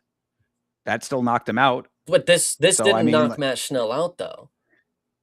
well, but I mean, the point is that the shot, like you're saying, that there's a barrier between the intended target point and there's something blocking that, but obviously the impact was still there. So again, from the ref's perspective, you have a fighter not doing anything. You have shots being landed, whether they are landing on flush or if they are landing through, another part of the body, they're still going to the intended target. They're, like I said, I mean, based on where I was seeing them land, they were landing in a spot that is, a legal spot to be landing shots. And from my perspective, and he was doing it multiple times. I mean, I think that's also something you're underplaying here. I mean, like there was a lot of opportunity for Schnell to have done something, to have changed, to have done anything in that position. I mean, like he had, how many shots was it? Like probably 15. I mean, or maybe 10, 15, 12. Yeah, but you're saying he had enough time to do something different. The fight was ended within 3 to 4 seconds of when he shot the double leg. Like, I mean, he's concussed, he shoots, and then it's over. I mean, he did exactly what he needed to do as a fighter to get him out of the position where he was already losing. And, I mean, this is not the first time that Herb Dean has just made a mistake, guys. He literally thought Robbie Lawler was unconscious against Ben Askren. And that is a thing that happened. Fight ended because of that. I'm not saying this is anything like that, but I think the ref can be wrong sometimes. That's just my personal opinion. I think maybe me and Matt Schnell should go have a drink and we'll talk about how Herb Dean fucked him over in his retirement fight or whatever. But listen, we've seen crazier, and that's the thing too, is like people are like, yeah, it's Matt Schnell. He's dead to rights. Obviously, who's going to lose? How many fucking comebacks do you have to see, man? Right. But see, that does not play. And I agree with you. Consistency. I agree that consistently there should be more consistency. The consistency is something I value as well.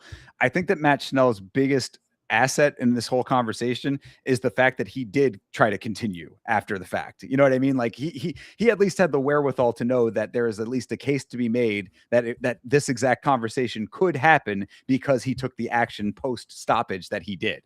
Had he just stood up and then, oh man, that was, damn, why'd you stop it kind of thing? No, he actually continued the wrestling sequence to give the impression that I think is where he gets this. It's actually not even a joke, because the funny thing about I didn't even bring this up because this is clear cut evidence that he didn't even know the fight was over because the ref touched Costa. He touched him. Get off. So Costa gets up, and then we continue wrestling. He doesn't know the fight's over because the ref doesn't ever fucking stop him. He stops Costa, gets him off. Costa lets up, and then he goes. So there's just too many. So he wasn't even aware that the fight was supposed to be over. And it's not because it was him just being out of it. The ref never touched him. The ref never stopped him. So there's too many things that in my eyes could be a reason why I would say this is not the best stoppage. But if I'm the only one on the planet, me and Matt Schnell, that is okay, I guess. All right. Well, I mean, we've talked it through. Chat's got a number of different opinions about it. So based on the conversation and what you've seen in that fight, if you did watch it, then you can draw your own conclusion based on what we have said and the evidence on both sides. And then here we go. But it's just Matt Schnell doesn't have the tools to beat Costa.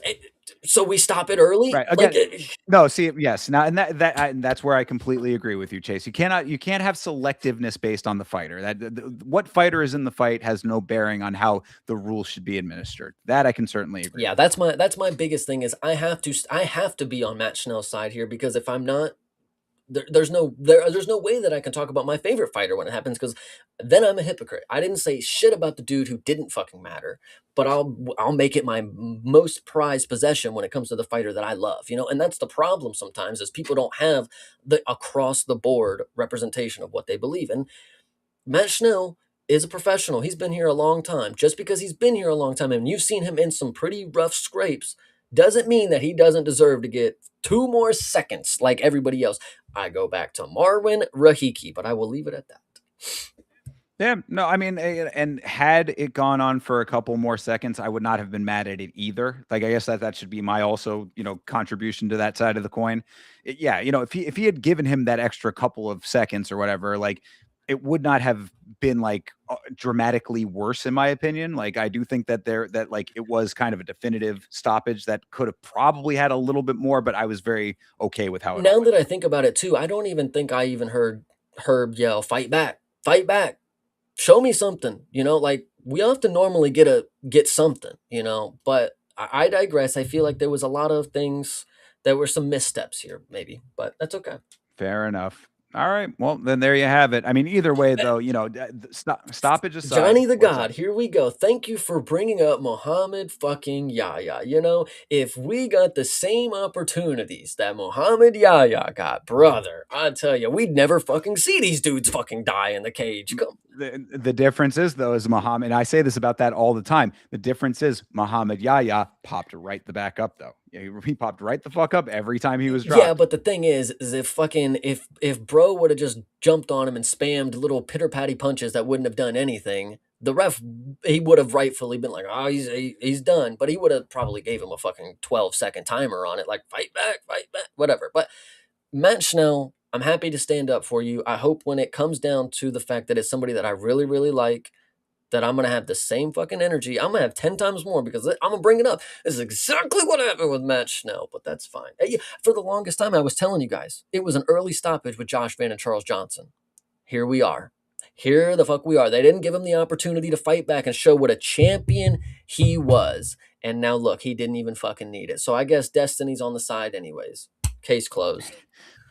Well, yeah, perhaps for Van, but that was going to be my final note. Is stoppage aside, Matt Schnell really should have stayed retired, and go to the PFL or whatever the hell difference needs to be made for Schnell. Because I mean, whether it was this or something else, again, stoppage aside, yeah, bad stoppage, good stoppage. This probably, I mean, the way that he got rocked, I mean, like, Matt Schnell should have just stayed retired, bro. Since we have extra time, I think it's actually really key that I bring this up, because I posted the clip, a Matt Schnell versus Sumer Darji or whatever. I had never seen this shit. That was the craziest thing I've ever seen. This dude was getting wobbled all over the place. And I don't just mean wobble, but like, I truly believe scientifically there's got to be something up with Matt Schnell. Like, and maybe, and hear me out. This is what I was thinking, because I was thinking about it all day. Like, what could be the reasons? Like, is he just not hydrated enough? Like, when he comes into these fights, that the equilibrium is just way off when he gets hit, sometimes.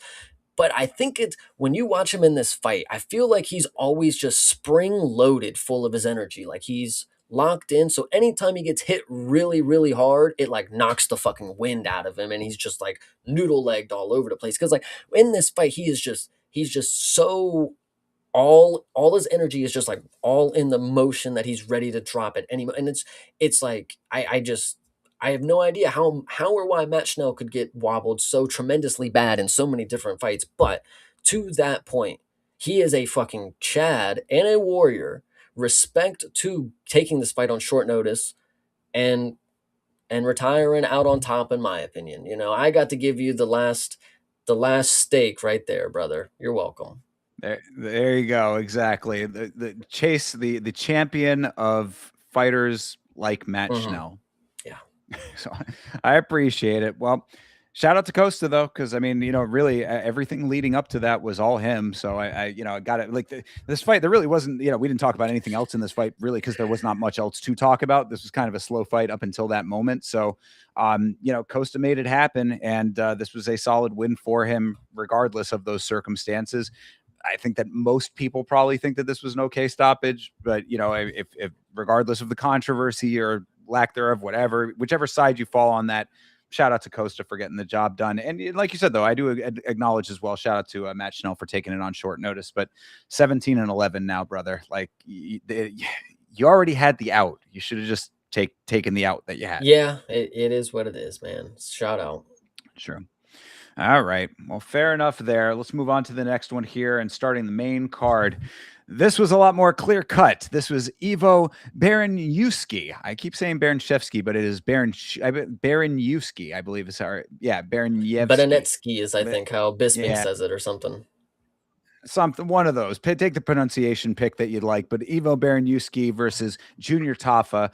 I said, breaking news, people. We got the first takedown attempt of Ivo's UFC career. So, alert the presses. We finally saw at least one level change of some sort, but it didn't end up going anywhere. And then he TKO'd via calf kick, and that's pretty much all she wrote. I mean, it's hard to say whether or not this was Tafa really not being able to take the calf kick or if Ivo is just that much of a monster or both, but I'd say it's probably both, Well, I'm gonna try not to spoil everybody's, vision of what Ivo is.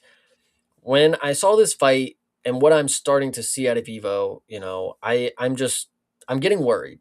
I'm getting not worried for what I'm seeing and like, man, it's just not what I think it needs to be, but it's looking a lot better than it should.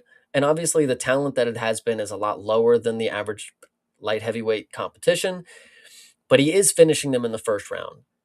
And the potential that he gets upset by the first guy who's decently competent is starting to grow because when we give him people like Austin Lane and Junior Tafa, there's a clear level difference when it comes to these guys and the next level up when you get to the ranked ones. And so I'm really worried what Ivo's going to look like once he faces a guy who's actually good. And this is where I hate to break it because Junior Tafa, I said one of the worst things that you could do is leg kick him because in every one of his fights, he gets leg kicked to shit. He can't fucking move. He stands there and he just waits for his opponent to come to him. That's what he wants. He doesn't check him for a fucking reason, guys. I don't know if you knew this, but he stands there, gets his leg kicked out from under him, and for the most part he's still around in the UFC with that game plan. But the difference is Iwo actually was able to hurt his leg enough on 2 leg strikes, by the way, or 3, whatever it says here. 3 leg strikes, he was able to hurt him enough where he falls out of the fight, which we haven't seen yet, I don't think. I mean, he's been kicked to shit. I've even said before, like, Junior Tafa is the dude that you got, like, he's hard not to root for because every time he starts the fight, you watch him have the style that doesn't work because he gets kicked in the leg every time, and you see it on his face. It's like, man, that shit hurts. It's like, why don't you ever learn to fucking check him? And then he'll magically pull out the fucking win. But out of all the unlikely scenarios, he finishes him with the leg kick. So I don't know if Tafa, got a fracture or his leg broke or whatever the case may be. But Ivo did what others have failed to do. And I would just say, I guess that is a hat in his cap there. He is the dude to leg kick the dude who gets leg kicked, but he was able to TKO him when other people couldn't. So the thing about his takedown, that was pretty goofy. Am I wrong to say this? Like, he was standing there and it looked really slow the way he kind of just he grabbed off. No, I don't really think he was trying. I don't to be either. perfectly honest, But I was thinking to myself, like, now, what if Tafa was like at all, what if he was one of those guys that is like, at any moment I have that power kind of deal, the He-Man shit. And Ivo he just puts his hands down and charges in for that. Like, he could have been just like instantly starched right there is my problem. It's like he had no idea to defend himself if something was coming. Now, Tafa obviously didn't throw anything, but out of all the takedowns that he could have thrown, I was really worried about that one. Like, holy shit, please don't do that again. Please don't Well, but see, I mean, and I see, you know, chat's also saying it that, you know, that concern about Evo, but we're talking like we haven't seen him in intense situations before. I mean, like he has gone through much more adversity and come out on top in a more of a firefight than this was. You know, I mean, and it definitely more than Austin You're Lane did. not wrong, but so he starts out at Ebo Aslan, which from what it seemed to be, that was going to be his layup. They threw Evo in there to the Wolves because Evo was their guy, Turkish power, you know, whatever you want to say. He comes in here, gets dropped. So, I mean, obviously they were at the highest moment right there. Like, Evo's back. And then Evo comes in with the upset, becomes this massive star kind of deal. But then we get Austin Lane on like his light heavyweight debut or some shit like that. And then we get fucking Junior Tafa. So the skill was up here when it came to not Ebo is more skilled than Tafa and an Austin Lane. Let me break it to you down like that. But now that the level of competition is it's not getting better or worse. I mean, Austin Lane, Junior Tafa, how much are we really splitting hairs here kind of deal? But Evo, like Hydra said, I think, yes, it's been too easy. And you're saying he's been through the fire. You know, that first round with Evo was cool, but he's only been in the first round, guys. Like it's fight cardio, you can train for 25 minutes hard, as hard sparring as you want. But when the cage locks after that first 5 minutes, it's different. You know, being in an actual, especially if you get a first round like all of them have been. Imagine the person that makes it out of the first round. Evo's gonna have fucking fuck all probably. You know, like I don't know. Well, see, but this is the thing though, is that this is all happening within the context of the light heavyweight division. And I have been saying for a while, light heavyweight is a division that needs to be taken and rebuilt. This just needs to be burned down and restructured from the ground up here. This is a division that is ripe for a complete sea change. So I'm okay if Evo is a person that starts that off or becomes one of the people that starts cleaning it out. I mean, he's kind of doing that to an extent a little bit already. There's so many people, like when you say, oh, you know, what's going to happen when he goes up against somebody better or like, you know, better level of competition. Who are we talking about? Nikita Krylov? We talking He's coming about, off a you know, win, some other dude. people? Yeah, oh, I don't care. That's what that proves my point even more. That proves my point even more. Coming off of a win over what in this division? I see what I'm saying. Like this division is just a bunch of like there's an elite at the top, a very little bit of elite at the top, and then everybody else, and all of that everybody else just needs to get freaking take a weed whacker and just cut off all of that fat from underneath and fill it with more people like an Evo and everybody else that's on the come up. It's ripe for a full on cleaning of house is what I'm saying. Yeah, I feel like Hydra's really cooking here. You know, the comp level, you know, he says, I worry that the comp level went from 60 overall, which would be your Ebo Aslan kind of deal. Unfortunately, you know, not the best, certainly, you know, has some finishes. And then you get the 250 overalls with fucking Austin Lane and Junior Tafa. But then, yeah, like the skill level between what a Tafa and an Austin Lane and an Ebo, to be fair, like Nikita Krylov, you may hate that that he won recently and he's still around, but he does have martial arts experience and skill. You know, Tafa, as much as we want to believe that he's a vet, you know, he's been around the UFC for how long? No, he's only got fucking 13 pro bouts. You know, Nikita Krylov he's got a high finish rate and he's got experience. And Evo, a jump like that, you know, even like a Dominic Reyes, like obviously the puncher's chance is there. But if the first rounds look like everything we've seen for Evo and somebody happens to make it to the second round, I just don't think Evo's going to have what he has in the first round for the second and third. Well, and look, that's all fine to speculate on right Mm, now. Yeah, I'm okay with that being like the question. But the point is that we have seen the level of competition and what we get from the fighters that are currently above him. So that's my point is that like all of those guys who you're constantly saying, man, I got to watch this guy fight again, or, oh, I can't believe that this guy's ranked, or why is he fighting this guy? I can't believe that they're both, you know, still around, that kind of conversation. These are the fighters that need to backfill and eventually overtake them to rebuild this division. So whether he has problems going forward is like almost irrelevant to the conversation as far as I'm mm. concerned.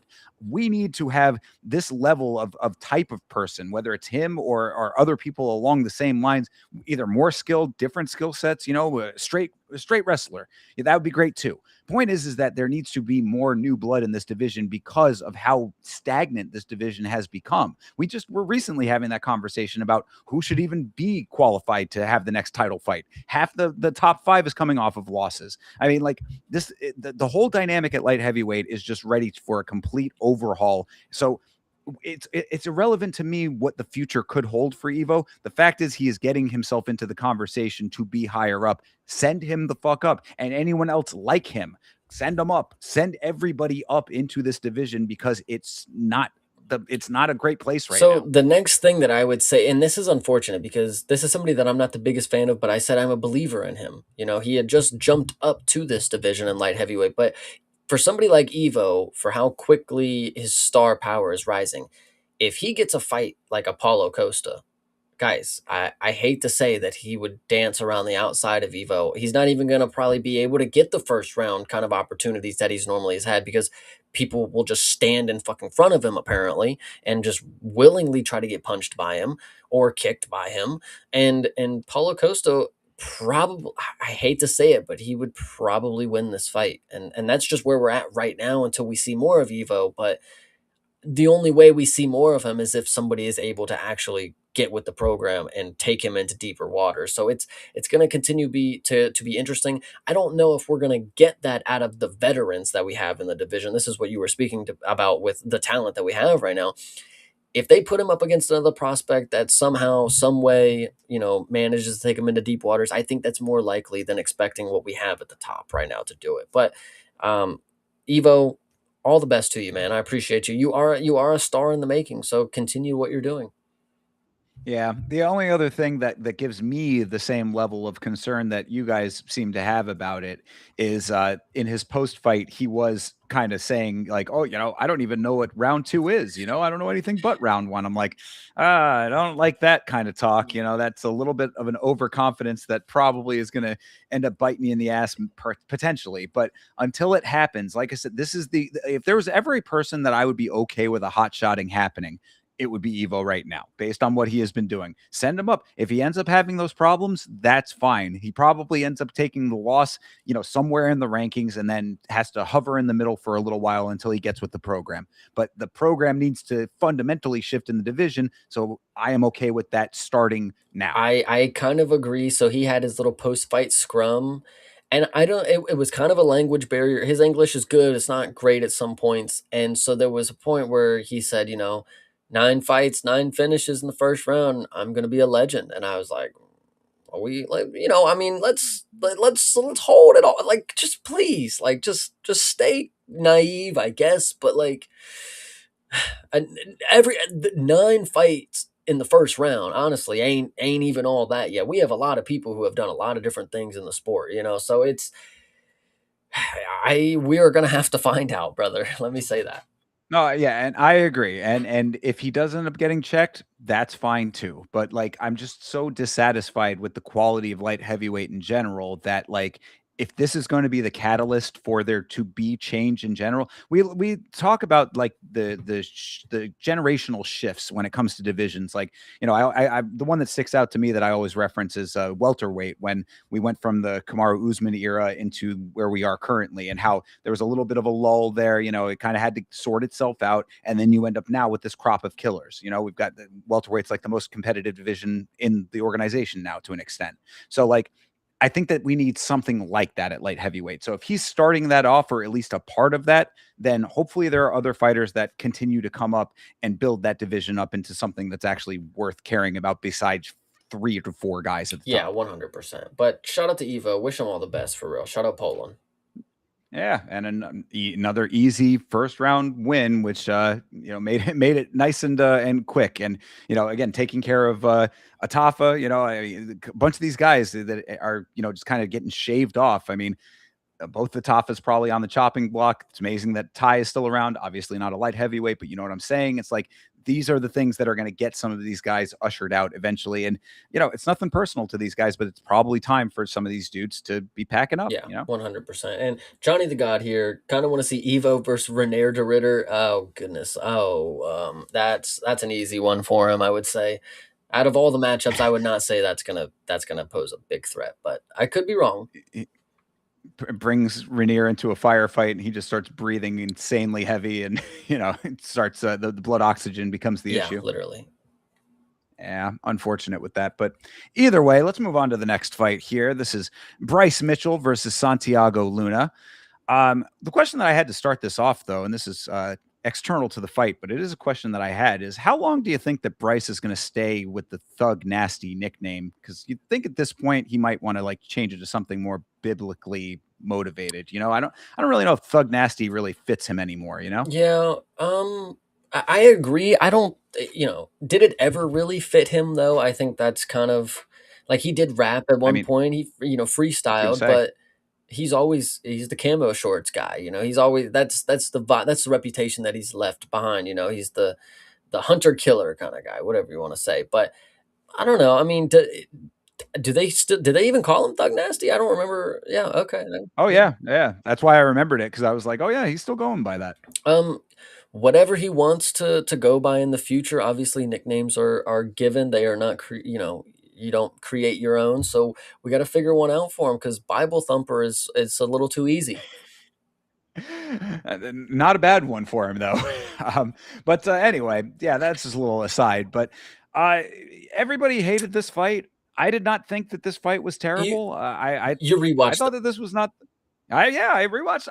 I was in the moment watching it, and I rewatched it. I did not think that this was as bad as everybody else thought that it was. It ended in a finish, even though it was at the very, very end. I did say that that was kind of funny. Everybody's hating this fight, and then it finally ends with like 10 seconds left on the clock. I was like, bro, you really made us sit through that entire fight only to finish it with like 10 seconds left. That was pretty funny.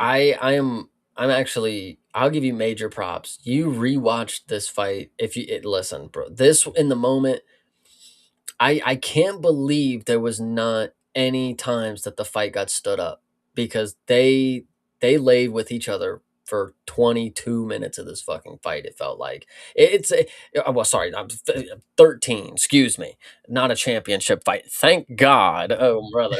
Um, but Bryce, I mean, what can you even say about a performance like this? Because we know Bryce can grapple, and hats off to him. He did his thing against the guy. What is there left to prove for Bryce Mitchell? I guess we know what type of fighter he's going to be.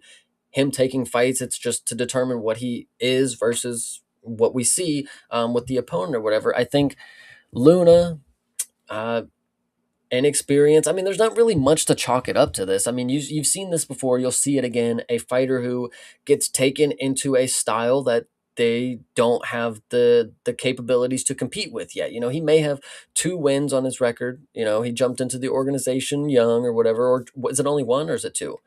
Yeah, okay, Too. two. And they even said he was a Mexican wrestler, like a Olympic wrestler or something. That was the thing that was most interesting to me. Yeah, he was like a 4-time Mexican wrestling champion of some Yeah, capacity. I don't know. It was definitely not Olympic level, but some champion of something in Mexico in wrestling. Obviously, did not have the answers for Bryce's luck. and so really, what can you do? I mean, he held on. If Bryce subbed him at the last 8 seconds, you would have to believe that he could have done it in the first 8 seconds. Not really, but you know what I mean. At any point, it seems like if you do it with that much time left, you probably could have worked towards it a little harder in the fight. Because what it seemed like to me is Bryce was, I mean, he's just chilling. Like he's just fucking chill. I don't know if you guys remember the Renier de Ritter and Brendan Allen fight. The remainder of the first round for like like last 2.5 minutes is just RDR holding him in like the position to get a sub, but he never worked towards it. And then the bell just rang and we both got up. And then, so Bryce just sitting on him in full mount with his legs laced up.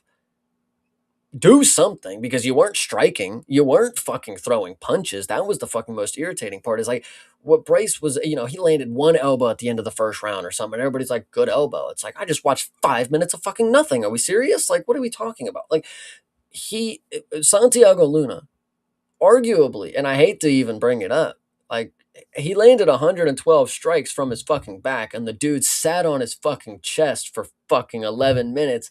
I mean, he got the sub, but bro, maybe we needed Tony Weeks to come in here and judge this shit, man. Fuck. I mean, I don't. Yeah, finish one way or another, of course. But yeah, look, it's like I had said, man. Bryce is gonna do Bryce things. Like everybody's all up in arms with this fight. Like this isn't how Bryce wins his fight. You know, I mean, like it's not fun. It might not be exciting, but it is a tremendous pain for a young up and comer, which is exactly what Luna is. This was the exact fight that was supposed to happen. The fact that he even finished this fight is, I think, something that like people should be a little bit more happy about, or at least taking as the silver lining of this whole I thing. just find it interesting that Bryce Mitchell, this is the guy who gets on podcasts and says that Brazilian Jiu-Jitsu is gay now. And this is the fucking performance that he gets with his Brazilian Jiu-Jitsu. The country Jiu-Jitsu is not fucking any better, brother. You're still cuddling with your opponent for 11 minutes and 40 seconds. Like, if you wanted to make me a believer that there was no pansy shit going around in your BJJ, round one submission, brother. No cuddling, no sitting with your nutsack on his chest, because I'm tired of seeing this. If there's going to be no strikes landed, there's going to be no submission attempted, and the ref is not going to give a fuck, bro. I'm tired of it. Like, Jesus, this fight was, somebody said in your chat, this was a Jailton Almeida performance. You're goddamn right it was. Except he got fucking 5 rounds to do it against Derek Lewis. That's the fucking that's the problem here. Jailton Almeida, Jesus Christ, I've seen him get a TKO victory. What is Bryce? I mean, he got a TKO against Chrome Gracie, I guess. Whatever, brother. I don't know. Well, I mean, look, I think that the when it comes to any type of striking, yes, it would have been nice if Bryce had mixed in more striking on the ground. I think Bryce is a little like he's very he's conservative in his viewpoints. Politically, of course, he's conservative in his approach to fighting as well. I would say. I think that that's an accurate description. I think that he gets you into the position he wants you to be in and does not want to take any risk. And I think that that really holds him back and kind of makes all of the fight. The reasons that we feel that his fights are always very close is for that reason. I think that he is not a risk taker once he has something secured that he feels is a dominant position. It also goes to the fact that his striking is some of the most painfully awkward shit to watch on the planet. I was like, good thing he didn't do that much. But on the other side of that coin, everybody's getting up in arms about Bryce taking the easy way in this fight. To an extent, I understand. I also would certainly admit this was not a crazy entertaining fight, but I didn't think it was as bad. But also, this cuts the other way.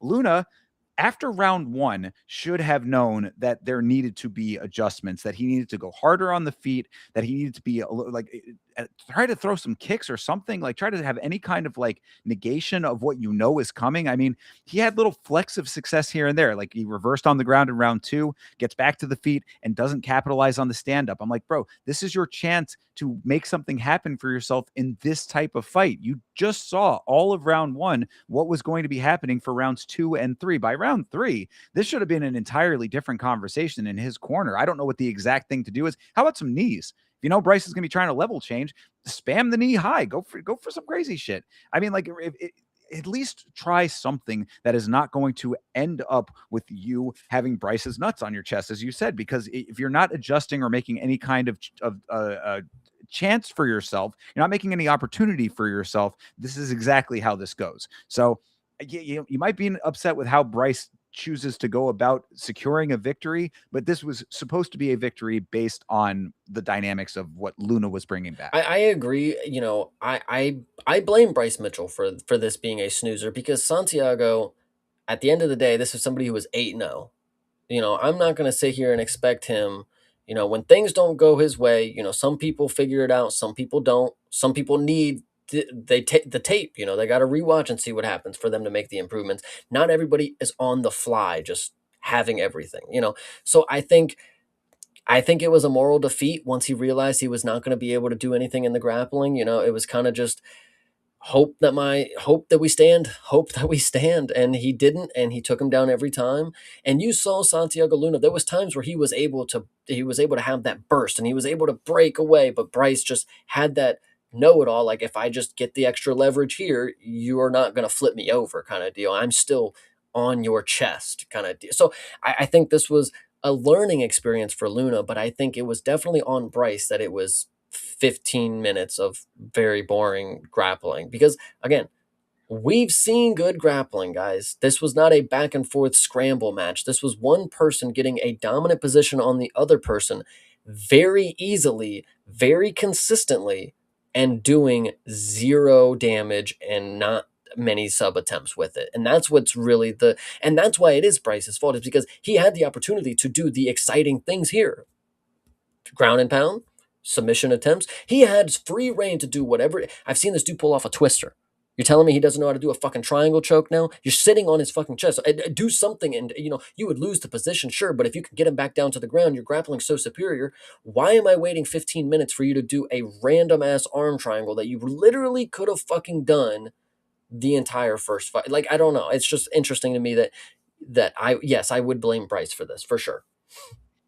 I mean, I was kind of, maybe going a little easy on Luna when it comes to the ground portion of things. Then, if he's not doing it on the feet, but I mean, that is kind of completely taking away any reverence for anything that Luna was doing on the ground as far as defense goes. I mean, granted, he was not reversing course, but he was able to thwart a lot of what Bryce was attempting. So, do you not give credit to that? I mean, you're making it seem like a Bryce was, just able to say, get down and I'm going to take your neck and do it, sink the choke in. But I mean, is there not something for the 4-time Mexican wrestling champ to, that he was able to survive through almost the entire fight? I will give you that he was doing a decent job of surviving the submission threat, if there was one from Bryce, or at least in the moment he felt there was one.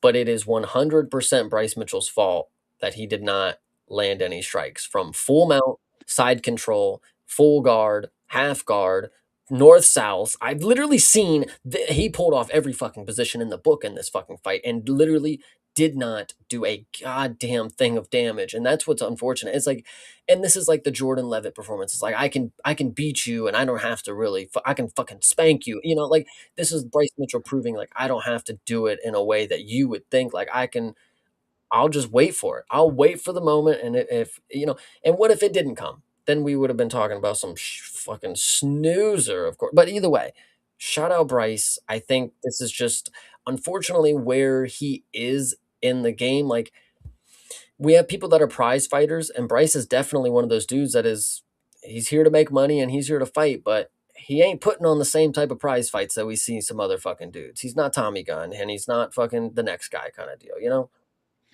True. And, for as much as I am not a supporter of a lot of his stances outside of the octagon, you got to give him a little bit of credit for having the wherewithal to parlay, whatever it is that he does on his podcast and his speaking, engagements on Fox News, whatever, anytime that he is outside of competition. If you're going to fight like this, at least he's making a name for himself elsewhere. You know what I mean? Like, he's actually like using the UFC in the way that Dana White says to use the UFC, as an opportunity. He's platforming himself elsewhere so that his fights are not the primary focus, which when you're going to fight like this, then maybe it is not a bad thing that you have a little bit of something else going on for yourself, Yeah, the people that are big fans of Bryce Mitchell, of what he represents, I don't know if they've ever seen him fight, because it's like the most contrasting thing ever. Sean Strickland, the way that he talks, it's like, he's the man up kind of deal. He stands and fights. Bryce Mitchell talks as if he is like a killer, and then he shoots for fucking takedowns and grapples and 15 minutes of this kind of deal. Well, the difference though is that he's not a killer. He's a warrior, but a warrior for the Lord. God damn right. So. And that certainly showed when he got the entire Bible verse in there in his post-fight, word for word. So I said, at least his brain still works well enough to accomplish that. Yeah. Shout out Bryce. I mean, him love the Bible. I'll tell you that.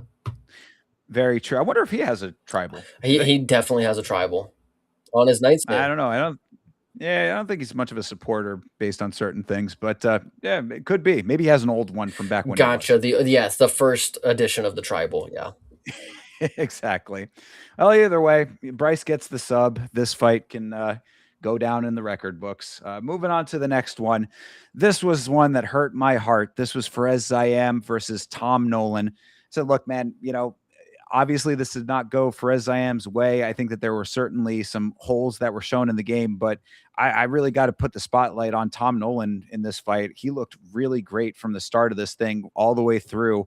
Powerful on the feet, powerful on the ground, solid striking from Tom, paired with some really proficient wrestling and control. I mean, there were a couple of instances where I think Farés made it a little bit easier for him than it needed to be. But it all started with Tom having a really solid game plan and some some really good fundamentals early in the fight to last through to the point where he was able to take over a little bit easier than early on. So this was good for Tom Nolan. I thought he looked really good in this I fight. really like this fight. What I said it in your chat, I'm pretty sure. I think the matchmakers did really good here because this is a fight that I don't think a lot of people expected to one be close or as close as it was. But then I don't think a lot of people expected the person to run away with the victory to be Tom Nolan. I think this was an opportunity for Tom Nolan to prove himself to a lot of people, and I think he took advantage of the opportunity. He came in here, and Tom Nolan is a dude. He's got the ninjutsu style is what I'm pretty sure yeah, exactly. He's a ninja, and so his striking. We've always known that he's comparable on the feet. When it comes to these Aussie guys, they take fights and they are tough. They will put their chin on the line for it. I give them that. You know, but I think what was so impressive here was the wrestling. I mean, when Tom Nolan got him up against the cage, I was actually I love this because Tom Nolan, I felt like I was doing the real steel shit right here, bro. I was like, Tom Nolan, waist lock, let's just lift him up. You're like 2 inches taller than him. So if you just fucking pick him. And it's exactly what he did. He picked him up like a child, walked him over for a second, and then fucking dumped him. And I'm like, dude, this is when you pair it with decent striking that you could keep people unnoticed with. It's not the best, but it's technical enough that if you're on your shit, you're good.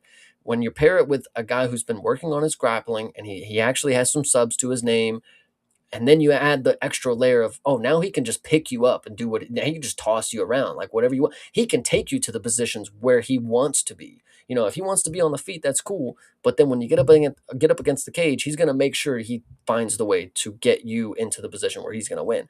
For Eziem, I think this was not his day.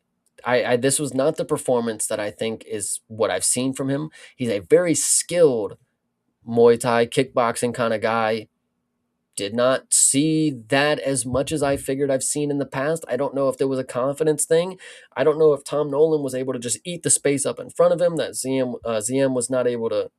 But the grappling is where it just seems so weird. Is I don't know if he didn't expect Tom Nolan to seem so imposing. Like as soon as Tom Nolan got that first dump, I mean, he got same works back to his feet, whatever. We get back to the cage.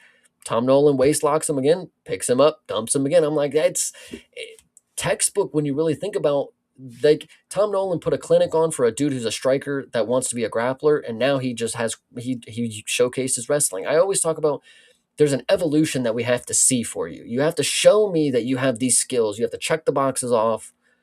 Now, Tom Nolan, all you need to do is you got to get you got to get a scrap. You got to have somebody give you an ass whooping, and you got to fight back and win. That's about all that I need to see here. Show me, again, Aussies, put the chin on the line. These guys are really tough. I know he's got it, but I need my eyes to be, I need to have the evidence, of course. So it's a great performance from Tom Nolan. Yeah, no, I mean, I think Hydra makes a great point, though, is that, the tall man defense and takedown get exposed hard when you fight another tall guy. And I think that really showed in this fight when it comes to Farés. I don't want to, because I agree with you, Chase. I think that, this definitely looked like an off night for him. I think that there were possibly a number of factors. I don't know exactly what they were, but like, this does not seem like the same guy. But like, either way, it certainly was very apparent that when you have comparable sized guys, Farés just, a portion of his effectiveness does get neutralized. I think, like there were times where, like you were saying, when he's moving them all around, obviously a smaller guy is not going to be able to do that in the same effectiveness, to the same extent, and not as frequently either. I mean, like there's just a lot of things like that get taken out of the equation when the size is as comparable as it was, because both these guys are very tall. You pair that with like the consistency of Tom doing it. That really was what stood out to me, is that, Farés had some early success reversing position on the ground, gained his own control, but Tom was just able to navigate all of that and then regain his own control. And that, like, anytime that you have that situation where it's like, okay, I'm, it's like you're advancing, you have a little bit of a setback. If you start letting it backslide you to the point where now it's evened up, that becomes its own problem. But if you are able to say, okay, I backslid a little bit, but now I'm going to overtake and then regain my footing, start going forward a little bit more. That's what Tom ended up doing. Anytime he would have to take one step back, he was taking 2 steps forward after that. And then, of course, Zayam, I do believe that he ended up gassing in this fight pretty early, I want to say. Like, it might not have been optically like that, but like, especially on the rewatch, it became a lot more clear. Like, that second round, he slipped and then he kind of just like stayed there. I mean, granted, Tom had some good awareness to take advantage of that, but like, if he had been more quick to the draw to get back to his feet, that could have been a whole different situation. And he might have even been able to swing that round, but that was not to be happening there. So it's like, I say small moments turn into big ones. And that was definitely one of those. And then I said the other thing too, that really drove home the idea that this was an off night for Farés was, where was the variety in the striking when he did have those moments where he was able to do it? Because there were not a lot of striking exchanges. There were a couple of times where Farés would put out some striking, Tom would get under it and then start doing the wrestling. I said, at that point, dude, this is the same guy who took Matt Frivola's face off with a high knee. Like, where were any of those? I don't remember him really even throwing a major knee at any point in this fight. There might have been a couple in clinches, perhaps, but like no big moments in that regard. So there just was like kind of an off like utilization of the things that were effective for Farés. And I think a lot of that was the wrestling of Tom Nolan. I think it just caught him off guard. He started to get tired about halfway through this fight. And then it was just, you're so far behind, there's no coming back from it. Yeah, this one was just unfortunate for ZM because, there was actually, you're talking about the small moments. There was a point in round 3 where he like made a major goof. I forget what it was, but he like shot a takedown that was really fucking stupid, or he fell or something, and I was like, oh no, like he just lost the fucking fight right there. Like that was it, that moment right there. I forget what exactly it was. I think it was in 2. That was because I was screaming about it on the If watch it was along. 2, maybe then. But yeah, like looking how close the scoring ended up, like it really did come down to that big moment or whatever. Like I was sitting here thinking, like, oh, he fucking fluked himself for having a shit performance. You still even had the opportunity to win that fucking round. And just shout out to Tom Nolan. Again, I think this is just a performance that a lot of people did not think was possible. Even me, for somebody who picked Tom Nolan, I figured it was going to be a tough ask. But the matchmakers, who it was, it Sean or Mick Maynard who had Tom Nolan on their side of it, probably Sean. I think he's Aussie as well. Sean Shelby picks him out, and he said this guy can beat ZM as much as you don't want to believe it. As much as this matchup looks as a guy up here versus a middling guy on his way, this is a even matchup, and it truly ended up being that because Tom Nolan had the skills to compete, and he was able to have the effective game plan that worked. I loved it.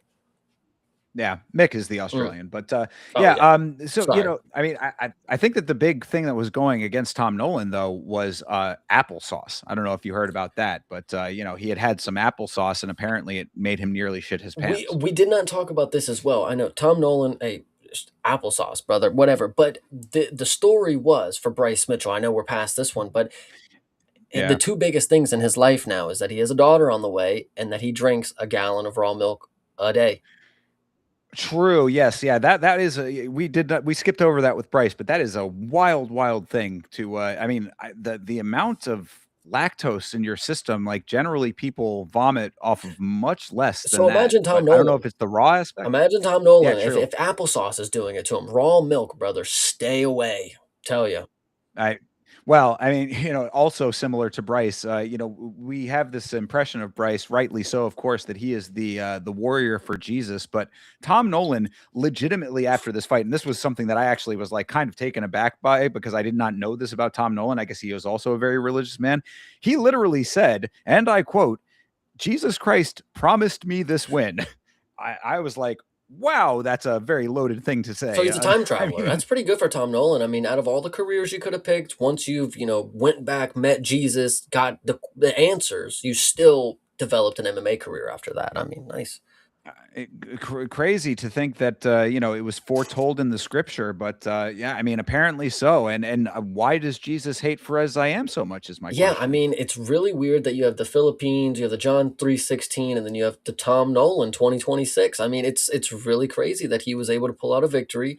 Um, did a bush catch on fire outside or something too? Like, what's the deal here? And ZM, why are you paying for the sins of everybody right now? What happened, brother?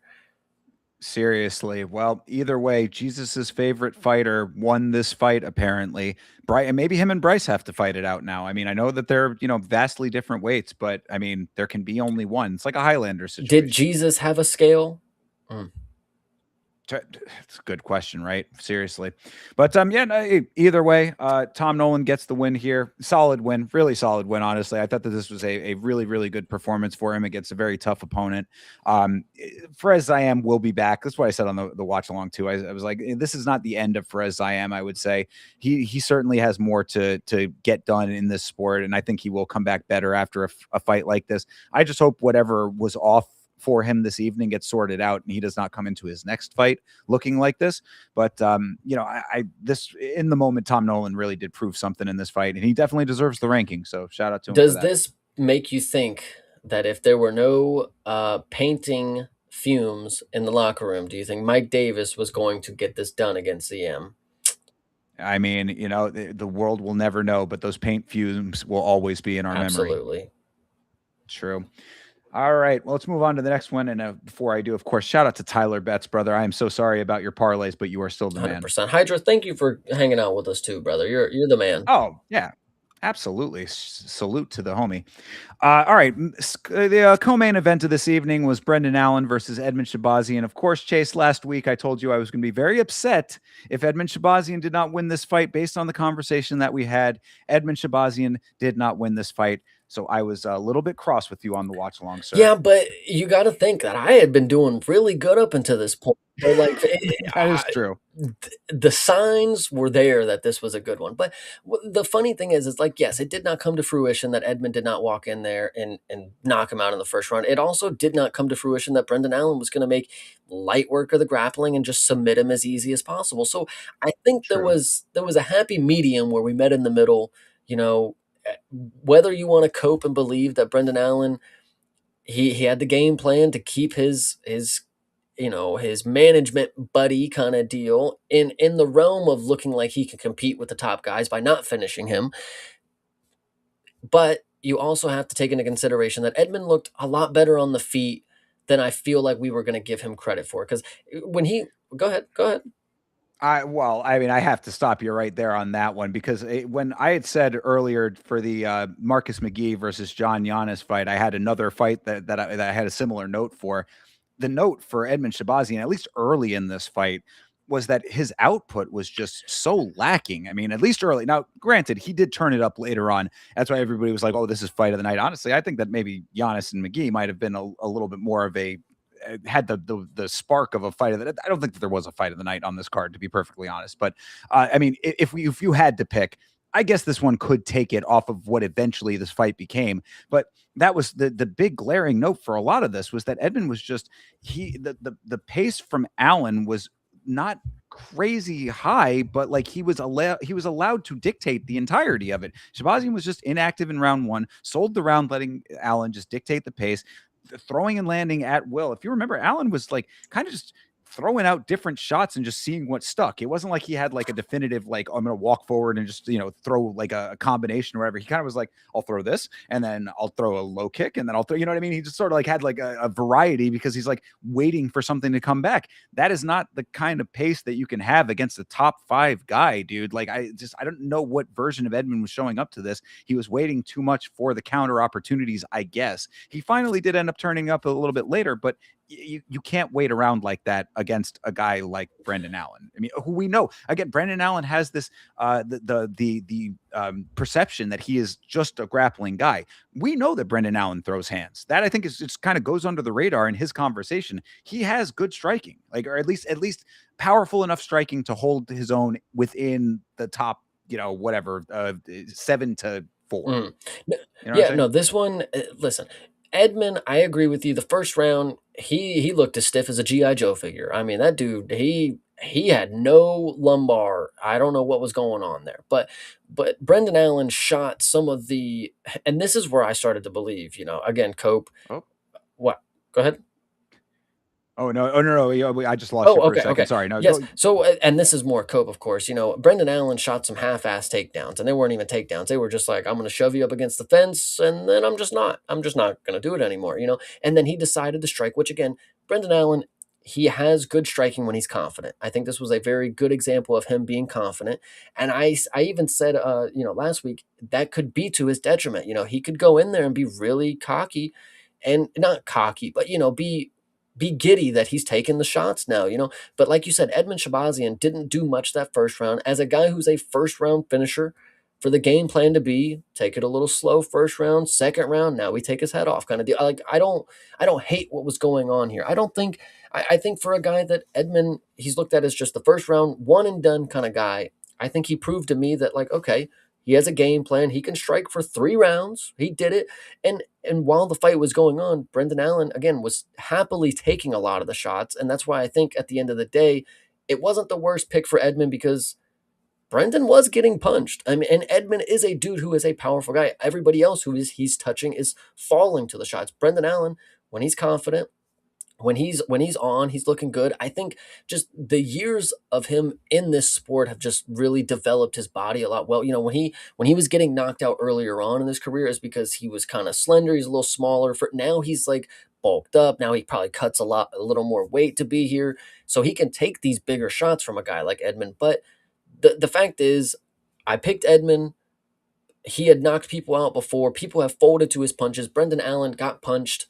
He didn't fold. What can you say? That's just really how it goes. And he didn't dominate Edmund. So I think there is some validity that Brendan Allen didn't want to make it as easy as he probably could have been. I mean, dude, there was a takedown that he shot in the first. Like, I'm telling you, he went for the legs. He went up top, shoved him against the cage, and he was just like, you know what? I don't even need to do that. And it's like, you know what? Fair play to you. You won. You did the thing. I really appreciate the 30-27 win. But you're gonna tell me Gerald Mearshart can take this dude down, but you first round Brendan Allen couldn't have fucking got one leg? Like, oh, I don't know, brother. Conspiracy theories abound, I suppose. But yeah, no, I mean, to Edmund's credit in this fight, and what we have seen out of him before, I was glad that he showed at least this element, is that he is certainly a dude who will hold his ground. Like, he very rarely retreated at all in this fight. Like, he was taking some decent shots, and he was not backing up to any of them. So I mean, like, you got to give him the credit to be like, okay, at least if you're worried about the takedown, then you're not showing it by the positioning. At least, you're not trying to be on the outside throwing kicks. You're up in his face. If it goes to a level change, even if it is a little bit of a lazy one, you at least are going to stand and navigate that however you have to. So I got to give him that credit, but you got to pair it with damaging offense to make it effective, because in this fight, maybe Brendan Allen of the past might not have had the greatest chin at times, but like in this fight, he certainly looked pretty good with his ability to take the shots. So commentary had made the note, and I thought it was a good one. You got two guys with decent chins. You got to be first and last with the striking. If not, you end up cut and down 2 rounds going into the third. And that's exactly where Edmund Shabazian found himself. I thought that Eric Nixick, who I've always said is one of my favorite coaches, I think that he really does have a way of giving fighters exactly what they need. And we will certainly be talking about that in the upcoming fight. But Eric Nixick said, Edmund Shabazian in that third round, going into the third round, gas pedal, brother, like, give me every single thing that you have left, because obviously there was something held back in those first 2 rounds.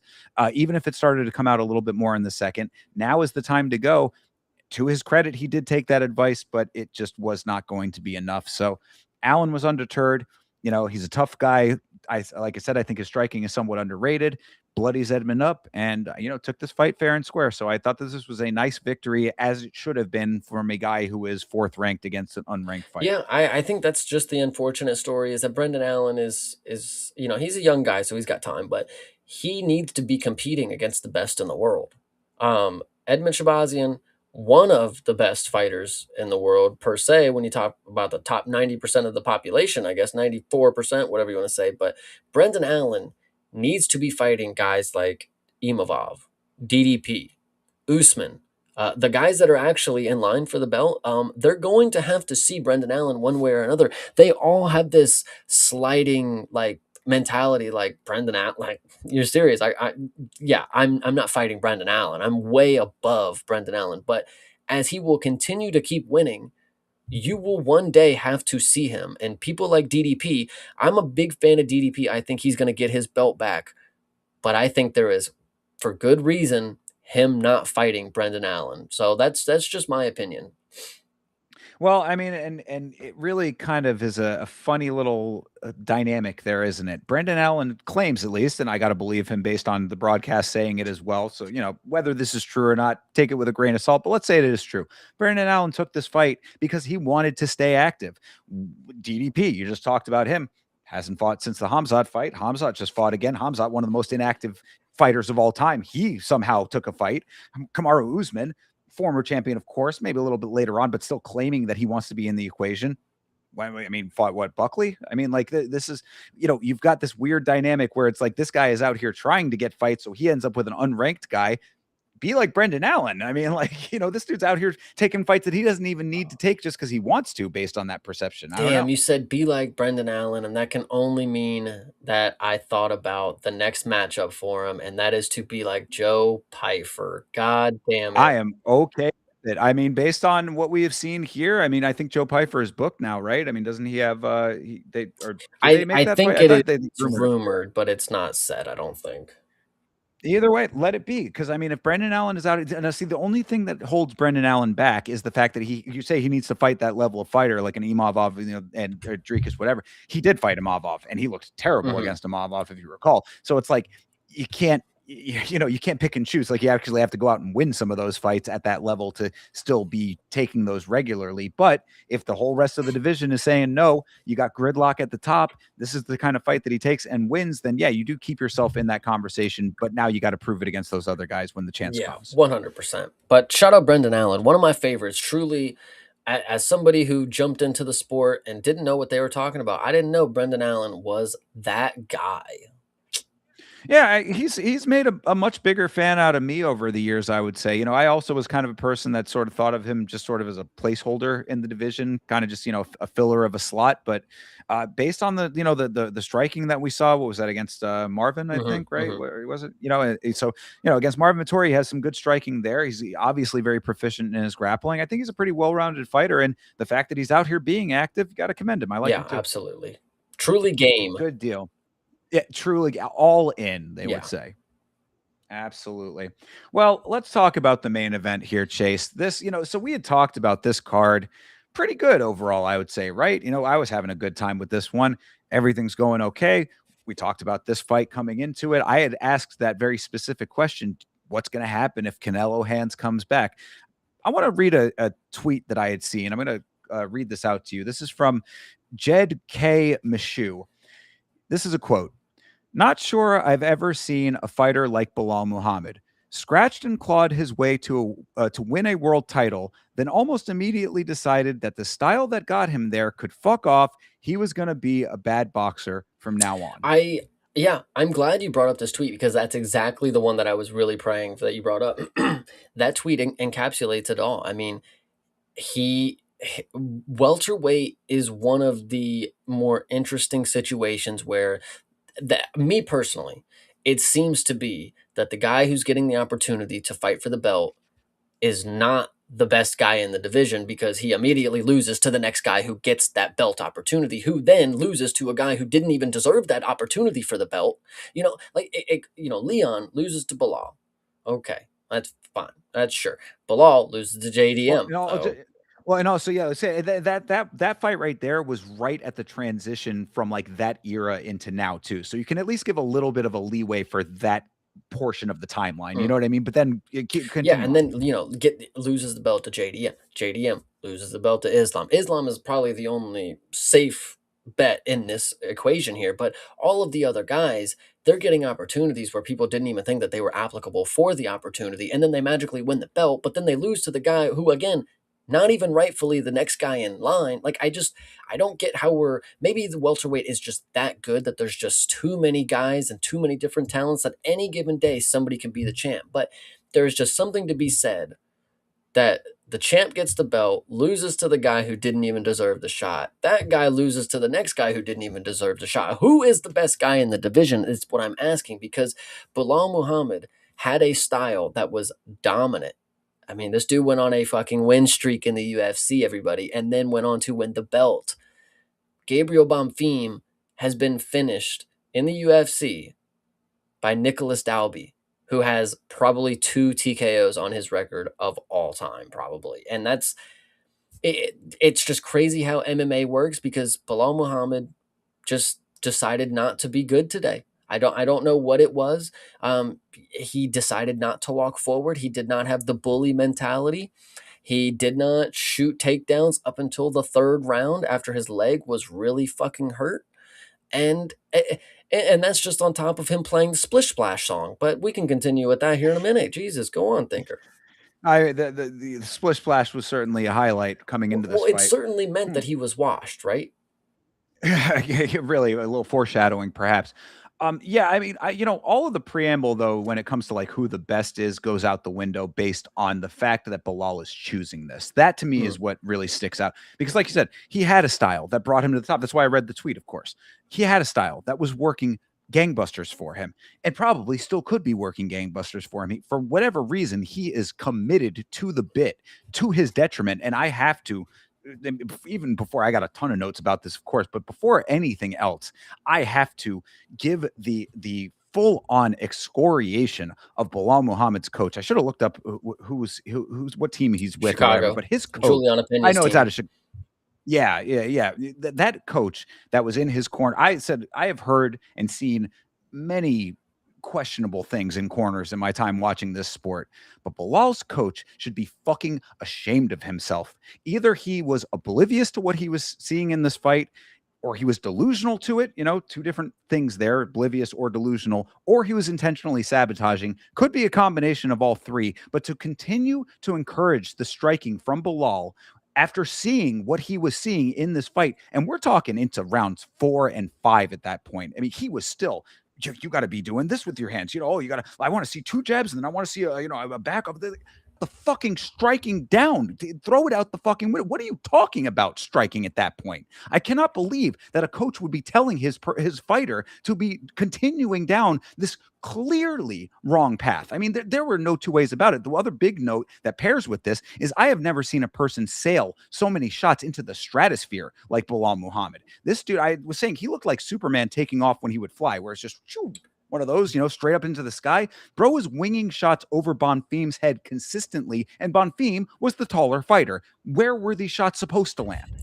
I'm really hoping that in your notes you have a talking point about Bilal Muhammad trying to throw the same side head kick.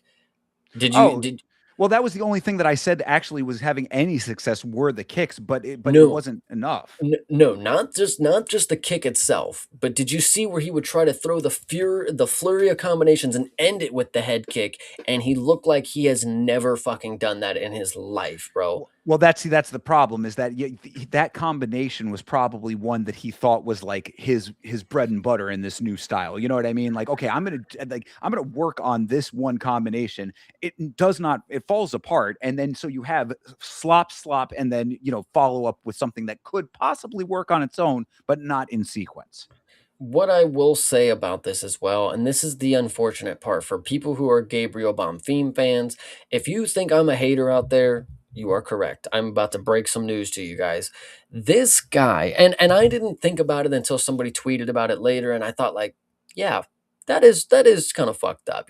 Gabriel Bonfim in this matchup with Bilal Muhammad, a former champ, he's laughing at him. Like he's just having like it's not like I'm having a good time, whatever. It's like you see this guy. Like, come on, I'm doing the champ so dirty right now. Look at him. I just punched his mouthpiece out. Fucking loot like I'm gonna fuck him.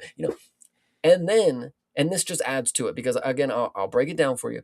And then to go on your post fight speech, as somebody who is a very heavy leg kicker, who is maybe the only good attribute that he has, is his leg kicks. I would say he's not the best striker in my opinion. I'm not necessarily seeing it, but the leg kicks, okay, he landed 34 of them. To then, have a good time, fuck this guy, Bilal, come on. What? And then you call out the guy who just got leg kicked TKO'd. Yeah, that is pretty funny. Yeah, so I mean, again, I get it's a former champ, but he just got finished by leg kicks, and you just threw 34 of them in this fight. Yeah, that's a really good call out for you, Gabriel Bonfim. But the point that I'm making with that one is he thinks the shit is too easy. He thinks he's having a grandiose time. He thinks 20-1. He's that guy.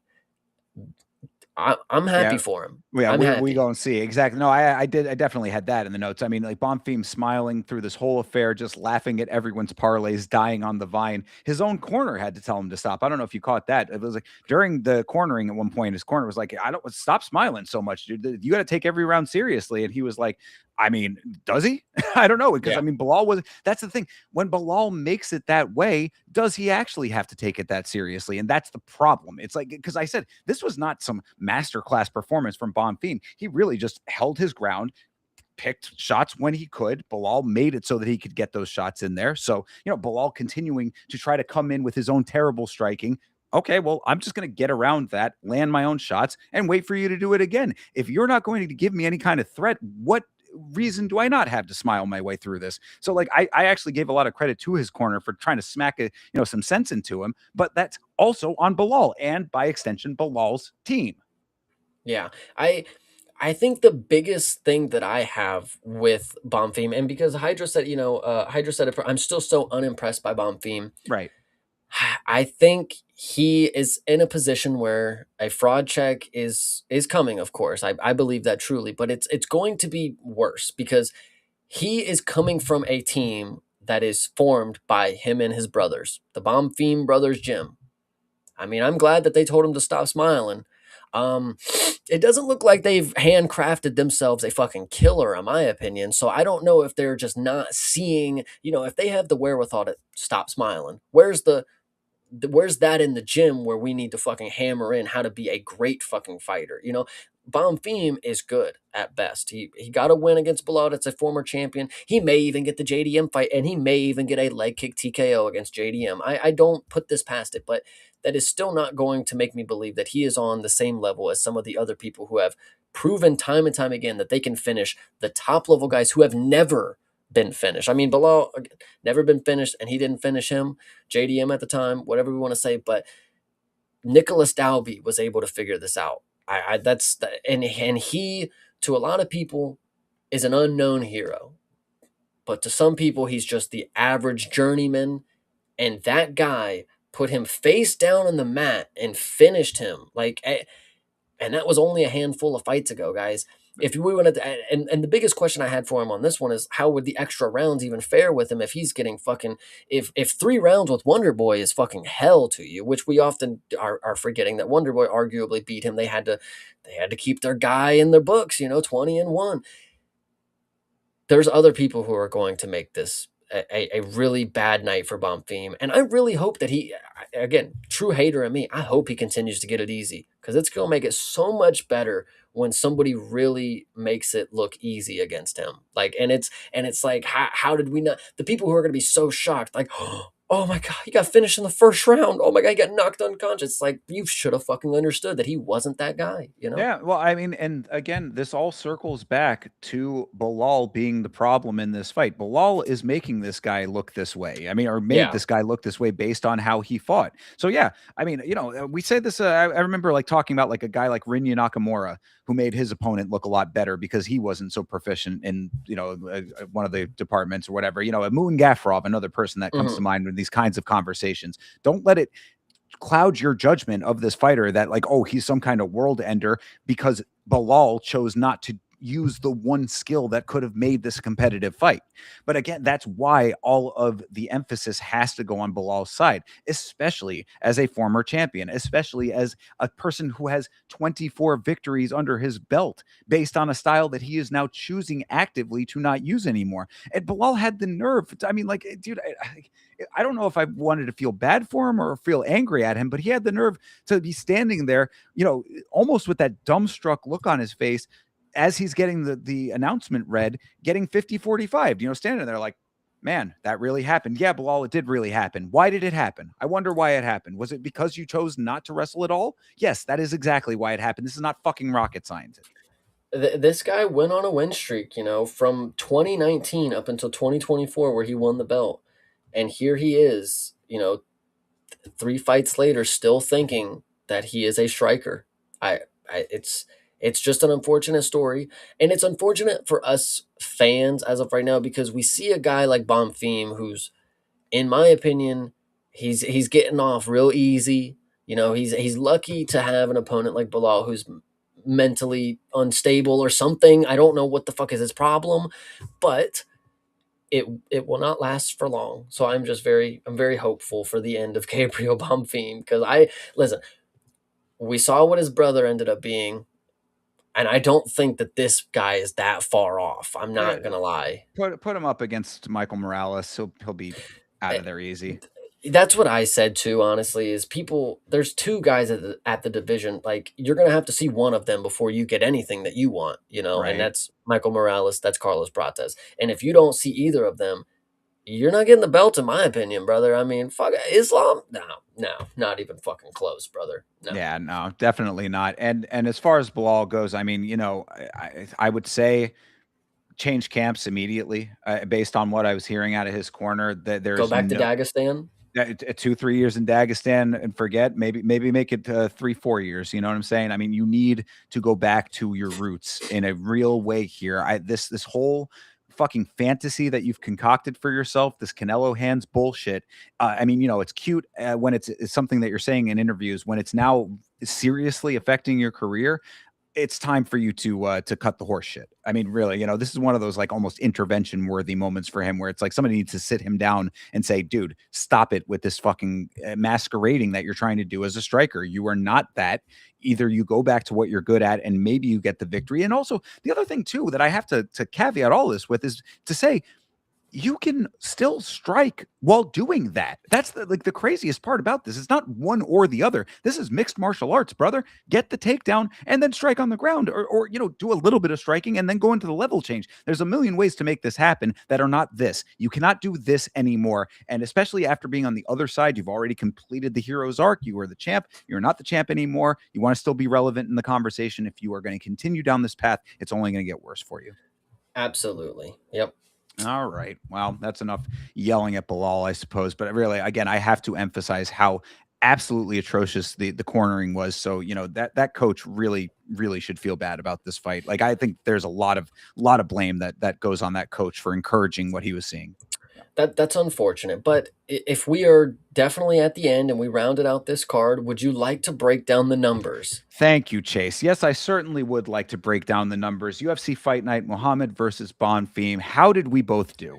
Okay, so out of the 1, 2, 3, 4, 5, 6, 7, 8, 9, 10, 11, 12 fights, Mm-hmm. I had gotten 1, 2, 3, 4, 5, 6, 7, 8 correct. And then you had gotten 1, 2, 3, 4, 5, 6 correct. Yeah, it's So not as bad as I thought it was going to be. Honestly, it's not the worst. we're making our way. We're making our way. So the totals: 145 for Chase to 124 for Thinker. Oh my god. God damn it, It man! gets You no know, better. And I would have, and it could have only been one behind if it had been for the Brendan Allen fight. God damn it. that is true. Yeah, damn that is unfortunate. But I talked you out of that one. So hopefully you learn your lesson for this next week and you don't listen to me too much. But Well, I'm done with that. introduce. Yes, no, that's out the window. But before we move on, Chase, again to wrap it all up, what did after talking it all through, what did you think of this card? This was great, guys. A lot of finishes. We often talk about finishes not necessarily all being the same. Not just because somebody gets an early finish or somebody gets a finish doesn't mean the fight was great. Obviously, the Bryce Mitchell is an example of something like that. But a lot of great performances from people, not just great fights, but people who they needed a fight like this. Like they needed that. They needed to earn the fans' trust back. And I think a lot of people did that. A lot of people lost the trust that they maybe had, but for some people, they they did some really good stuff here. A lot of people, I would say, A plus. So Yeah, exactly. Aside from the main event, which was really a very downer note to end this thing on, like had it not been for this main event, this might have been one of the best cards of the year. As crazy as that oof, might sound, I know. yeah. Well, I mean, at least best consistent performances in one card. How about that? I think Mm. that's a better way to put it. You know what I mean? Best consistency of quality individual performances. I would say. I think that My, tracks. my thing about it is I don't care about, not the bets, not if anything went right per se, but when I saw this card months ago, I said this is it. This is a good card. And the fact that it panned out to be one of the better ones, Seems like I know what I'm talking about, guys. Seems like I know what I'm talking about. So I'm just Indeed. down for it. Yep, fair enough. And I enjoyed it as well, except for that main event. Yeah. So I want you to go ahead and introduce the White House. I'm going to run to the restroom so I can definitely talk plentiful about our All next right. picks. Well, you go for it then there, Chase. And everybody in the chat, you know the drill here. When was the last time your boy Thinker St. James ran to the bathroom on this show? If you watch my watch alongs, you know that I often go to the bathroom. Got to go to the bathroom right now. To be perfectly honest with you, I always hold it for the entirety of last week's fights. So when Chase comes back, I want to see L's in the chat. Give him as much hell as you can. But either way, that's between you and I. We'll let that slide, in the big picture here. But as we wait for Chase to come back, this, of course, is UFC Freedom 250, Topuria versus Gaethje. I didn't even know that they actually added the fighter names to this. I thought they were just going straight UFC Freedom 250 without putting the main event as part of the official title there. But UFC Freedom 250, Topuria versus Gaethje. Of course, this is the White House card, people. This is what we have been waiting for what, a year? I mean, so crazy to think about that aspect of things while we wait for Chase to come back, right? I mean, I remember when this was just a seed of a formulated thought, something that was swirling as an idea in the air, and now we're here. It's this coming week. I mean, or this coming weekend rather. This Sunday is finally going to be the big spectacle we've been waiting for. We talked about it earlier on this stream. What we can expect, hopefully, will be something interesting. But of course, these fights are really quality fights. I mean, it's what I had said, aside from what everybody hoped for this card to be, what it ended up being, maybe not exactly 1-to-1, but as far as the quality of the fights in and of themselves, what it could have been for like an international fight week. If we had this on international fight week as just UFC 330 or whatever it would have been, we certainly would be like, damn, good card. So I am very much looking forward to these. And here comes Chase to talk it all Oh, through. yes. Okay. So, our first fight, are we ready to break it down? Just in time, brother. Ilia Topuria is taking on Justin Gaethje. Of course, this is for the lightweight championship of the world. What are we thinking here? I think this is going to be an interesting one, of course, because a lot of people are counting out Justin Gaethje, and I don't think that that is rightful in any manner. Ilia Topuria is obviously somebody who I've grown to respect as what he is able to accomplish in the octagon and what he has accomplished. I wanted to find a way for me to believe. I was sitting in the car and I'm like, how could I make this interesting? How could I be the one to pick Justin? He's American. Is this moment as big for him to prove that he's so American that he will win in America? He'll be, but I think Ilya, I think this moment means more to him. I think truly like this means more to Ilya than it means to Justin. And whether it should or shouldn't, I mean, it does. Ilya is as locked in as they have ever been, I would say, to get this opportunity. But go ahead. You don't Oh, believe yeah, that? no, well, that specific point, maybe I might take a little issue. I mean, Justin has been the most vocal about how serious he takes being at the White House, all of that element. Obviously, I mean, let's not go into the whole stuff with Sean Strickland and everything, but obviously they've been going Mhm. back and forth about, out Americaning each other. So I wouldn't say that, like this is more important to Ilya than Justin as far as like the gravity of the White House element of it. But like the fight itself and, being the champ, I mean, Ilya has what I've always said about Ilya is when it comes to like manifesting, the idea of manifestation, I don't think I've ever seen a human being do it like Ilya Taporia. He has charted his career in his own words and then delivered on every single thing he has said he was going to do every step of the way. So, I mean, to say that, this is just another of the steps in his journey, and for him to be able to accomplish that, I mean, we've seen nothing but that. So how do you rationalize that not being the thing that happens, I don't think Ilya thinks the White House is. I don't think he's taking that aspect serious. I think Justin. I think this is the biggest thing for him. Of course, he's very vocal about it. But Ilya, every fight of his life, like you said, he's manifesting a lot here. He's tracking his course. He makes every fight the biggest fight of his life. And I think he truly is. To defend his belt at this point. I think it just means, meaning the world to somebody. I think Ilya really just takes this shit to the next level. Justin, as much as he wants to believe that this is the biggest moment for him, it may be, but I have seen Justin Gaethje. We talked about Matt Schnell and just the science behind him just being wobbled. Like Justin Gaethje goes noodle legged and he just flops around sometimes. What is there to say that Ilya can't land something that makes him do anything close to what all the other people? Charles Oliveira dropped this dude. Like it. And Ilya took that shot clean on the fucking chin. Like lot that goes into it. I would love to be able to say that I can pick Justin at the White House, the American spirit. He's bigger. He's the veteran. He's been around. He's faced it's just not possible though. Ilya's 29 years old. He is on a fucking tear, and goddamn, he's just in that fucking zone right now, man. I just can't make it happen. I'm sorry. I mean, there's nothing you like. It would, if it was a spicier take, it'd be like something to apologize for. You know what I mean? Like, how do you deny Ilya Taporia? I mean, the degree of the resume, the way that he has made legends of this sport look in competition, the fluidity of his movement and his striking, the nature of the way he wins his fights, and the fact that we saw him have to wrestle a little bit, actually mix it up a little bit against Charles, and have no problem with that either. Like, that was really the moment for me. Like, if there was any doubt up until that, which there really wasn't for me, but if there ever was even that little, minor thought in the back of my mind, well, what would happen if someone tries to take him down? It's like, okay, well, now we've seen that that's not a problem either. There's nothing to stand on to have any kind of counterpoint to what Ilya brings to the table.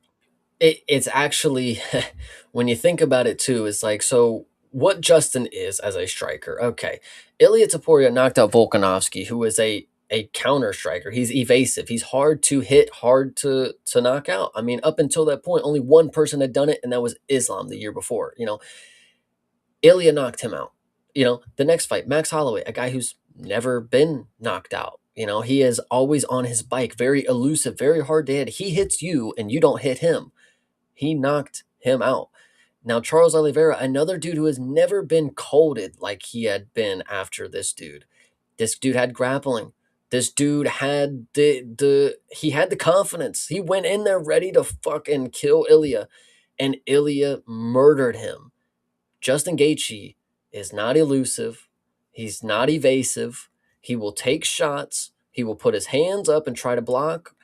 But at the end of the day, I've seen Ilya's punch render people unconscious, bro. Like, not it, dude. The what he did to Charles is just insane, and I could totally see Justin. He's confident that he could take shots. He always is. You have to be for the style that he is, but God, you have to fight a clean 25 minute, well, 15, whatever we want to say. Up until a certain point, I would say the power is there. But for what we know, at least up until the halfway mark of round 2, danger is afloat for Justin. Ugh. Yeah, and I mean, he's been on, he's been on the teetering brink of retirement based on getting himself into this exact situation. Now, he has navigated that very effectively, obviously. The Paddy Pimblett fight certainly solidified that he still deserves to be in this equation the way that he is. I'm glad that he didn't take a different route. I think it all ended up working out for him specifically very well. But it reminds me a lot of what we talk about when people come in on the Contender Series and they finally get that big win, and it's like, great, congratulations that all of those elements clicked for you. That's the starting point. Like, now, and obviously this is not, exactly that, but my point is that, yeah, good job, dude. You did all of those things to get you right to here, but now you got to deal with what comes with where you have gotten yourself to.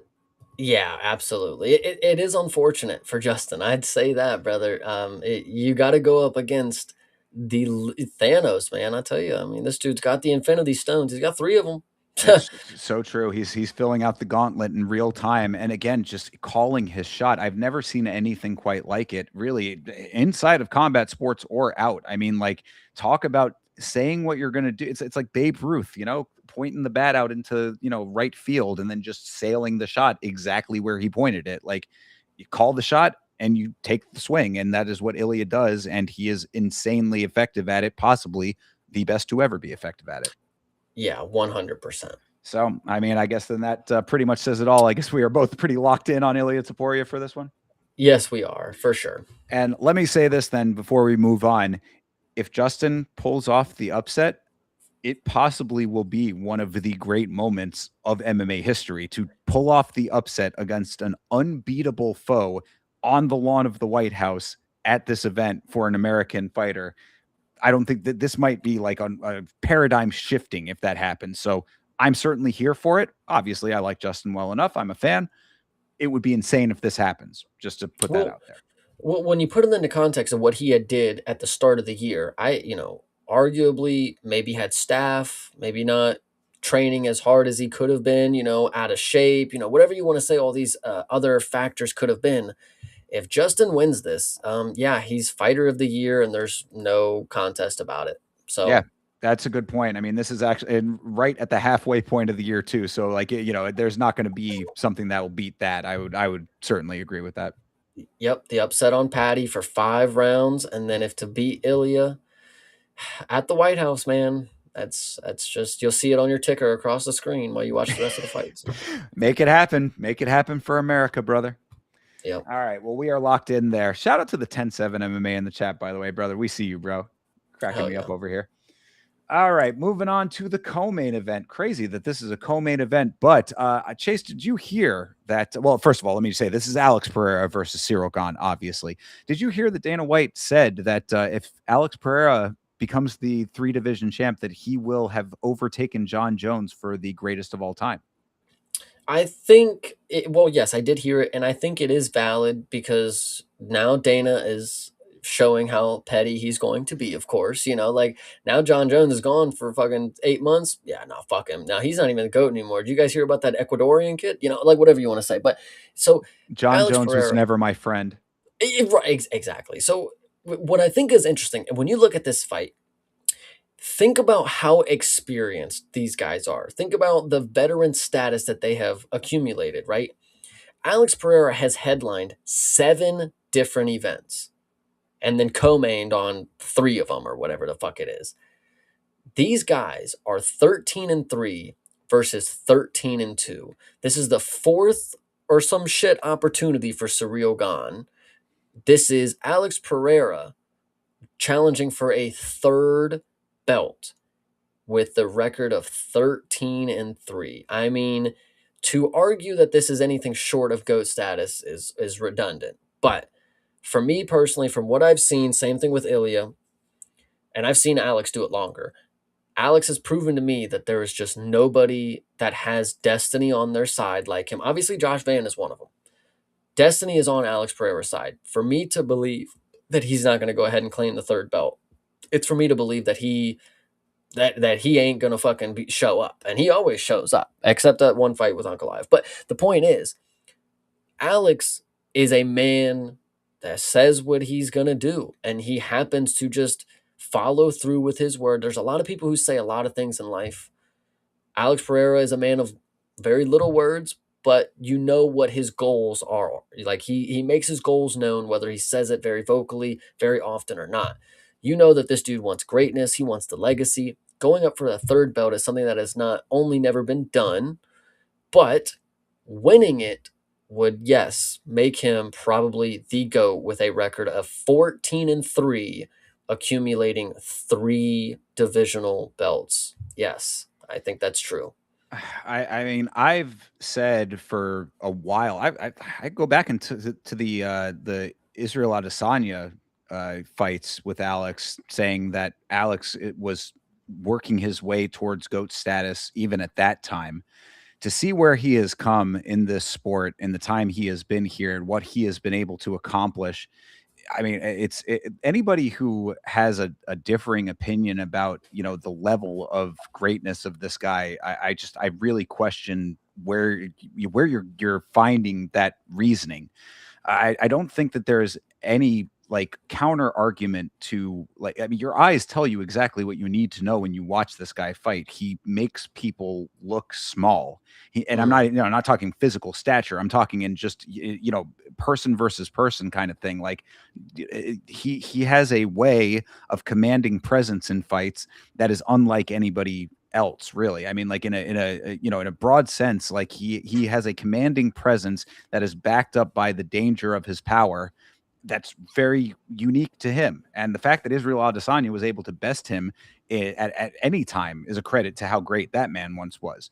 But that's a long time ago now, and he has continued on, aside from the setback with Ankalaev, he's continued on to cement a legacy of absolute greatness, putting himself squarely in the GOAT conversation.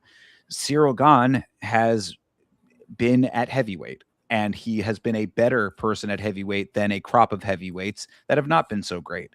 I mean, that's really about as good as I can say about Cyril Gane. Is he talented? Of course he is. Absolutely he is. And I mean, being able to be as athletic as a big man as he is certainly has taken him a long way in a division that's lacking other people like him.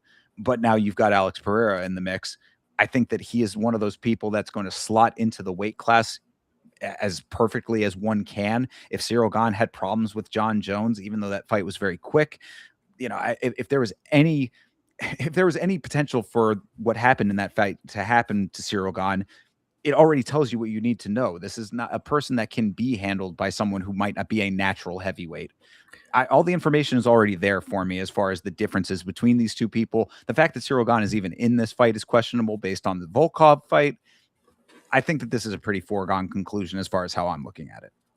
I agree. I think Alex. I've said this before. I said this after Yuri too.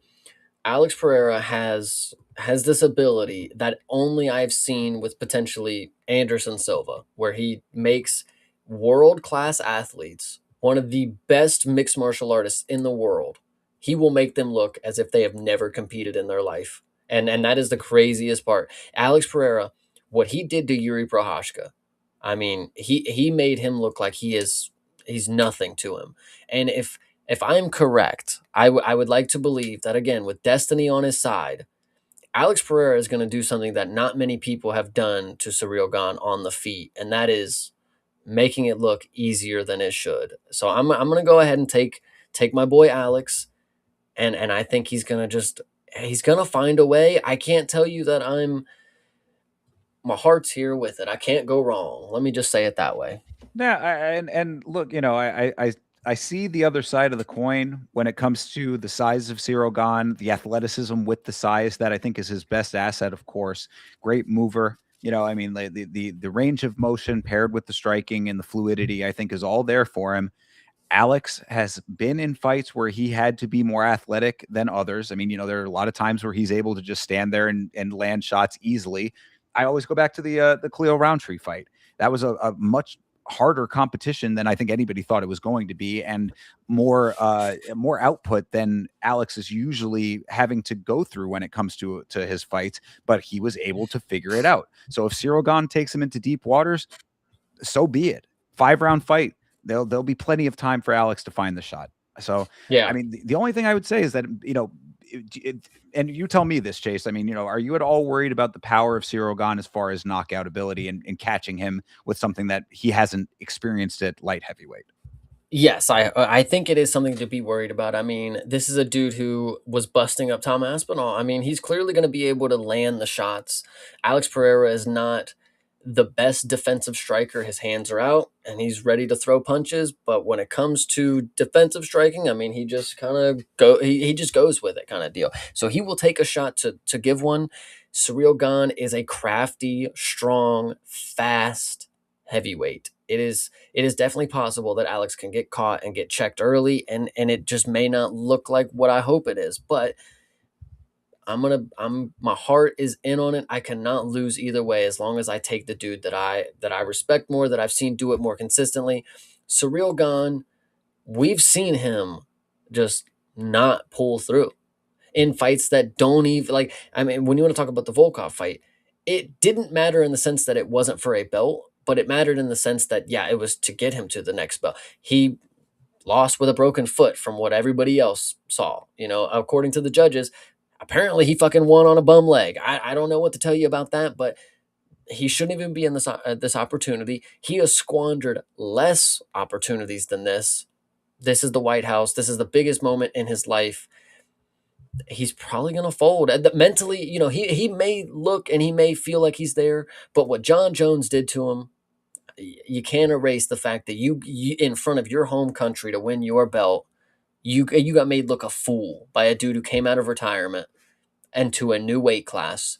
So Alex Pereira, I think the fate is on his side when it comes to the mental warfare here. Ciryl Gane, you may be able to say that I'm locked in. I have nothing to lose. But mentally, that already once in your life, the biggest opportunity you had, you got finished in front of your family and friends.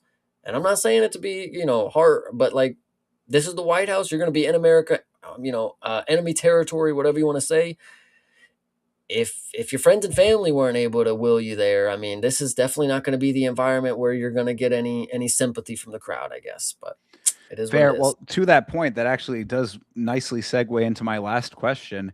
How do you think fouls are going to play into this? And I mean, look, we've talked a lot about the Aspinall fouls, but that's a fraction of what we know Ciryl Gane to do. Ciryl Gane is a smooth criminal because he doesn't generally get put into the category of being a dirty fighter, but we know better than that. He is a dude who is very content with being a little bit reckless when it comes to fouls.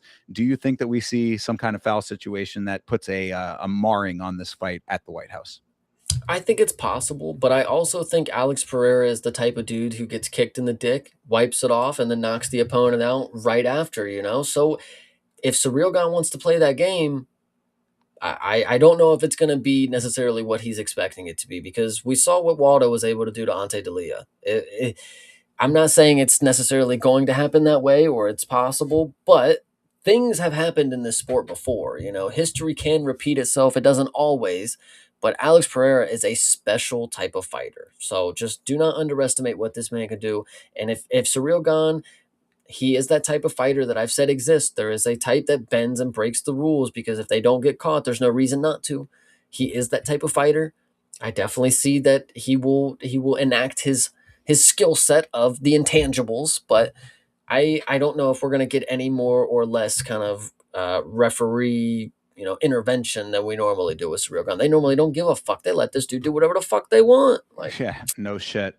Well, yeah. either way, we'll see if it happens, I suppose. But I guess final verdict is pretty well in lockstep on this one too. Then we're both going Pereira. We are 100% going Pereira. All right, Pereira it is. Well, then that makes it two. Let's see if this third one changes that. Of course, Sean O'Malley is fighting Amin Zahabi. A lot of people, feel some type of way about this fight. Like Amin Zahabi has not earned his way into this, being a dogged fighter who, has proven himself time and time again. I said for the longest time, the only thing that was holding Amin Zahabi back was his inactivity. He upped his activity level, and now he's on the White House card. So I think that he's perfectly well slotted in this position. What do you think about this fight? I think this is an interesting one. One of the more ones that could have not been on the White House card. I mean, who really gives Sean O'Malley's not really what he once was. Ayman Zahabi. When I just looked and I realized, like, damn, he is 38 years old. He is an older guy. He's a lot older than his record and his activity would the way that he fights. Of course, I guess what I would say would elude you to believe. I want to, and I'm not just saying this because I dislike Sean O'Malley, but I'm gonna take a shot here. And then when I saw the age, I was like, this is more of a shot than I really assumed it to be. I've said this from the beginning. I think Ayman Zahabi has the opportunity to shock the world. And not necessarily because Sean O'Malley is like the craziest fighter of all time, like upsetting him is so crazy, but nobody believes that Ayman Zahabi. I mean, it's Ayman Zahabi. Nobody really believes in him as it is. For me, he's earned the respect. What he did against Aldo, he took that fucking soccer kick. Yeah, I'll give it to him. That dude's a fucking chat.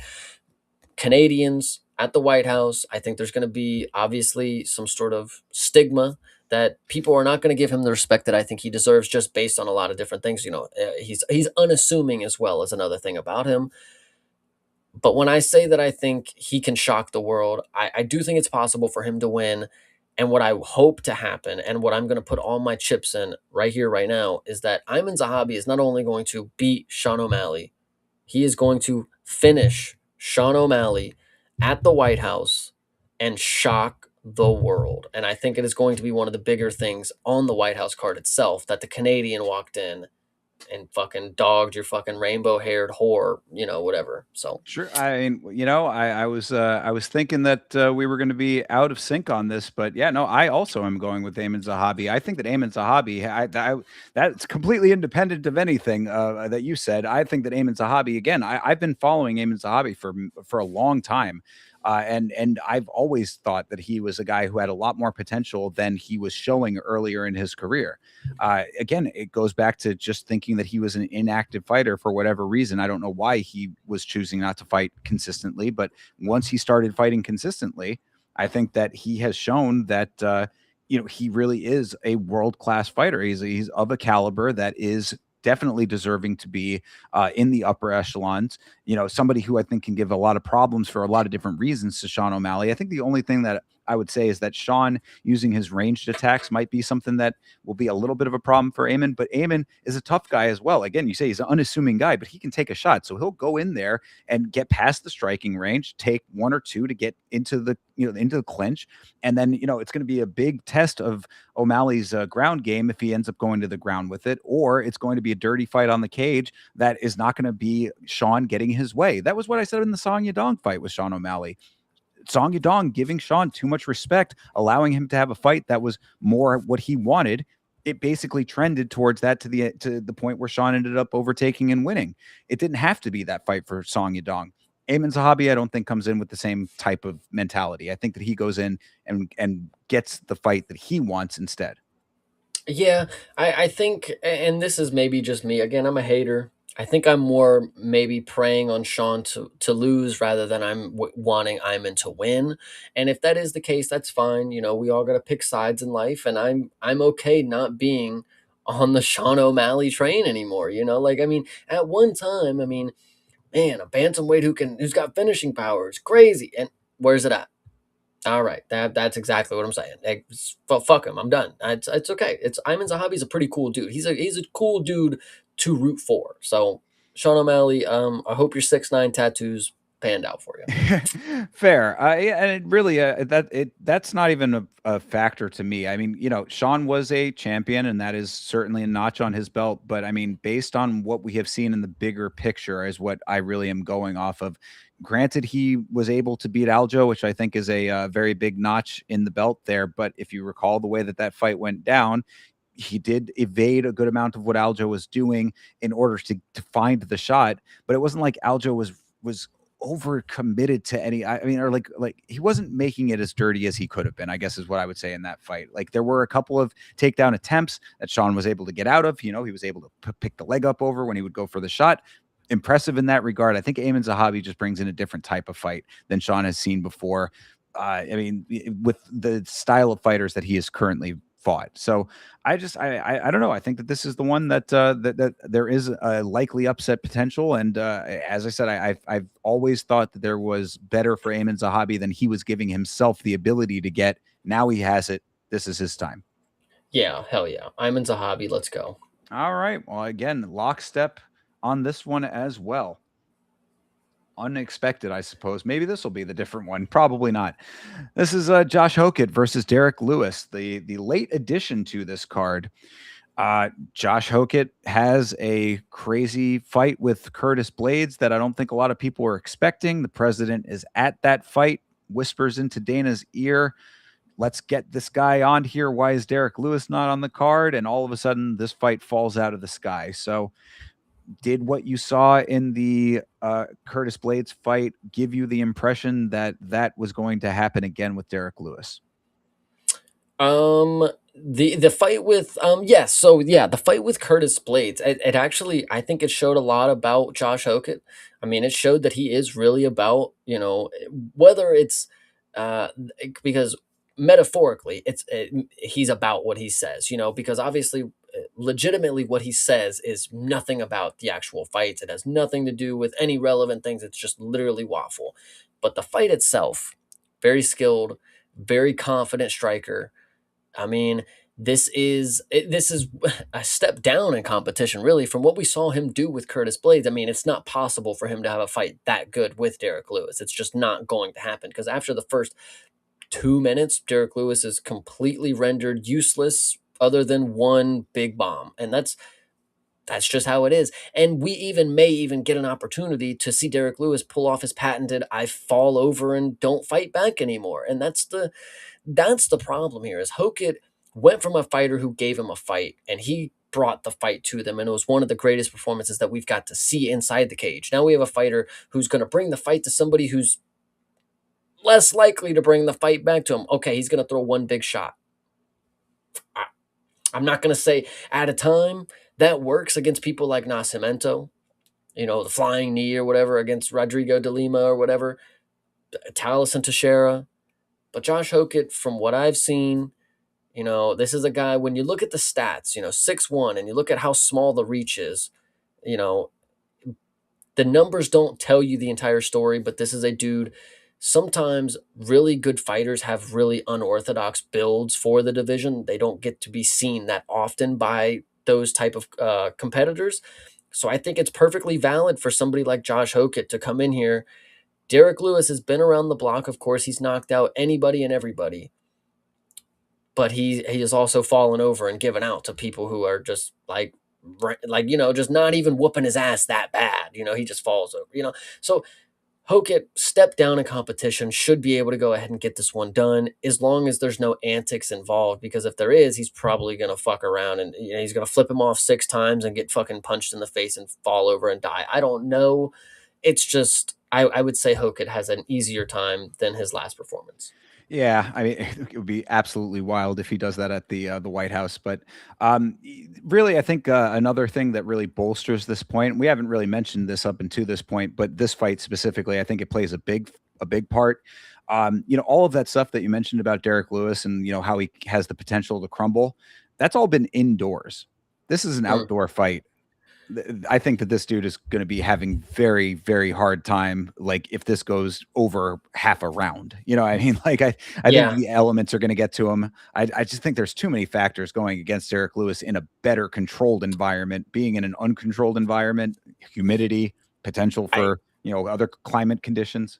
Yeah. I think you make a great point here as well because Hokit comes from playing football. That was literally the other part I was going to say. Yeah, absolutely. I mean, you've got one guy who is well acclimatized to the outdoors, was, running, being very athletic outdoors.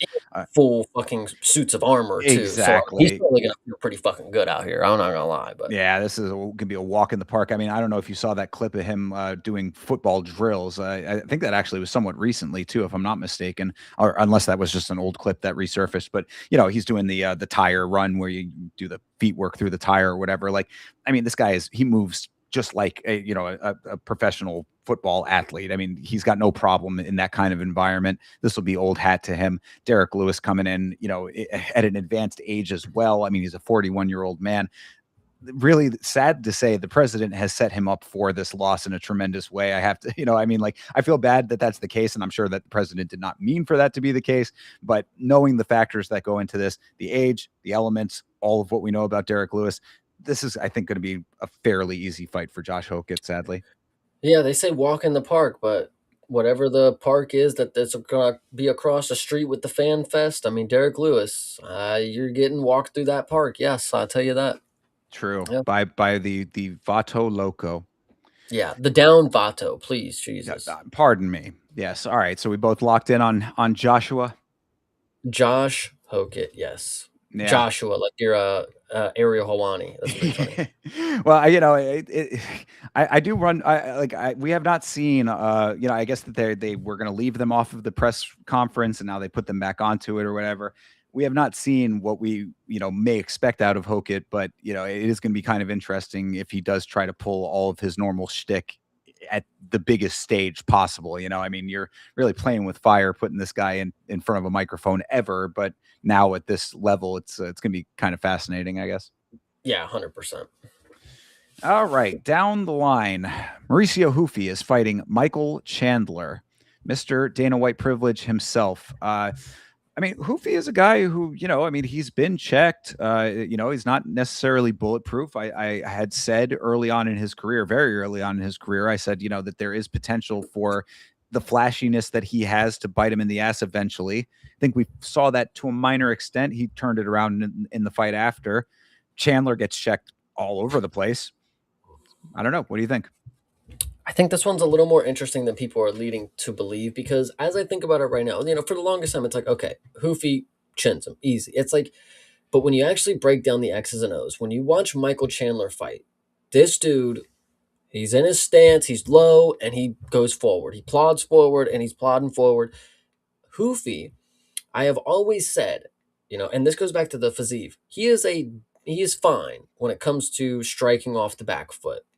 But when people had made the Connor comparisons, I said, go back and rewatch Connor off the back foot. I mean, there is clear distinction to the levels that we see here. Mauricio Hoofy is very formidable.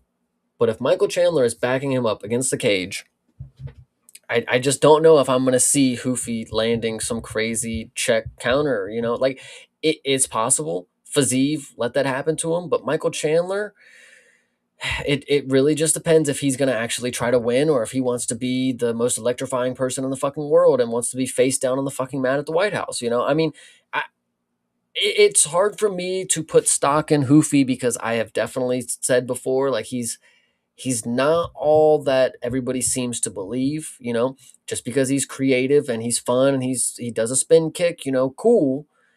But he's already lost 2 fights ago. I mean, he got submitted by Benoit Saint Denis, and Rafael Fazeev, he got knocked out, but he lasted a lot longer than maybe he should have. I would say, so people have opportunities on this dude. If you put the right game plan on him, he's not offering back what is necessarily going to end the fight, I would say. So Michael Chandler, if you guys remember, in the 5th round, he almost fucking killed Charles Oliveira. That dude probably has brain damage because of what Michael Chandler did to him. So it's an unfortunate task for Michael Chandler to try to get through Hoofy if Hoofy is on his fucking element.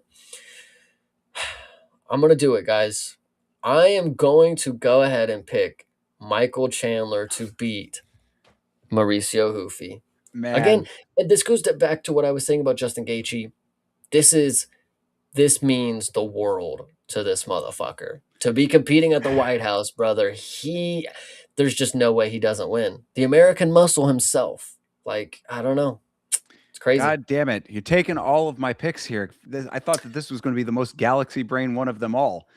Because I mean, I think that Michael Chandler is a much more versatile fighter than Mauricio Hoofy, which I think is a crazy thing to say because, he does get finished a lot. I mean, he has had massive problems. I think that Hoofy is a dude who, again, the flashiness makes him seem more attractive when it comes to finishing potential. And he does get those finishes with a lot of people. But I think that Chandler has a broader arsenal at his disposal than Hoofy does. I mean, I think that if Michael Chandler, who I think has the potential to do this, I think if he fights like Benoit Saint Denis did, then he wins this fight. I mean, again, I think that he has the wherewithal and the skill to be able to do that if he so chooses. Like you said, I mean, it really is the toss up as to whether or not he wants to go and outflash the flashy fighter. That I think makes potentially is the issue with that. But yeah, I mean, I see potential for Michael Chandler to win this fight. I really do. I don't know. I guess I got to pick first next time because you're taking my thunder on some of these. But yeah, I guess we're gonna have to be in lockstep on this one too because I think that Michael Chandler, I think that this is the exact right fight for the upset for Hoofy. Take this guy down. Take him down. We see he'll stay down. Yeah. Yeah. So I mean I don't know. I mean, I think that that's just where I'm landing on this one as well. I think it's kind of crazy. I know that I'm seeing it. That Hoofy is the favorite in this, whatever. I think that this is the exact right type of fight for him to get beat on. I don't know. I mean, I think that it is kind of crazy that Michael Chandler is in this fight to begin with. We all acknowledge that, but there could not be a better setup for him than this based on the style that Hoofy has. Yeah, 100%. Yeah, listen, this is going to be an interesting one. I'll tell you that. All right. Well, we got to pick differently on one of these, for fuck's sake. All right. Next up is Bo Nickel versus Kyle Dawkins. I mean, Kyle Dawkins is a dude who came back. He was out of the organization for a while, and kind of written off. Everybody thought, oh, that was the end of Kyle Dawkins. He comes back into the organization and has been knocking people out left and right, going up against Bo Nickel, who everybody has problems with, yet has found ways to win. Had a couple of times where maybe had some adversity in his career, but came back with a vengeance. Kind of reminded everybody who he was in his last fight, and seems to be back on the trajectory that he was hoping to be. So this is an interesting one. I mean, I think that the power of Dawkins plays a big part in this. Bo Nickel is obviously going to enact the wrestling. I mean, I think that that's going to be his greatest asset here. If Bo Nickel tries to be a hero, he could have some problems, but I don't think that he's going to be taking a lot of chances on a high profile card like this. I think that that Bo Nickel is going to play it pretty close to the vest and kind of lean on his strengths as opposed to being the flashy guy that maybe Hoofy might be. Yeah, this one is. It was interesting at first. I'm thinking like, oh, Kyle Dawkins has definitely proved a lot. He should be the guy who could probably get this done. But let's not forget, guys, Bo Nickel, he is a protege in the sport. There's a lot of stock in him. Him winning on the White House does insane things for guys who wear sweaters. Like, let me just put it that way, brother. Like, this dude wins and the boys are up. The red solo cups get flipped over on a fucking table.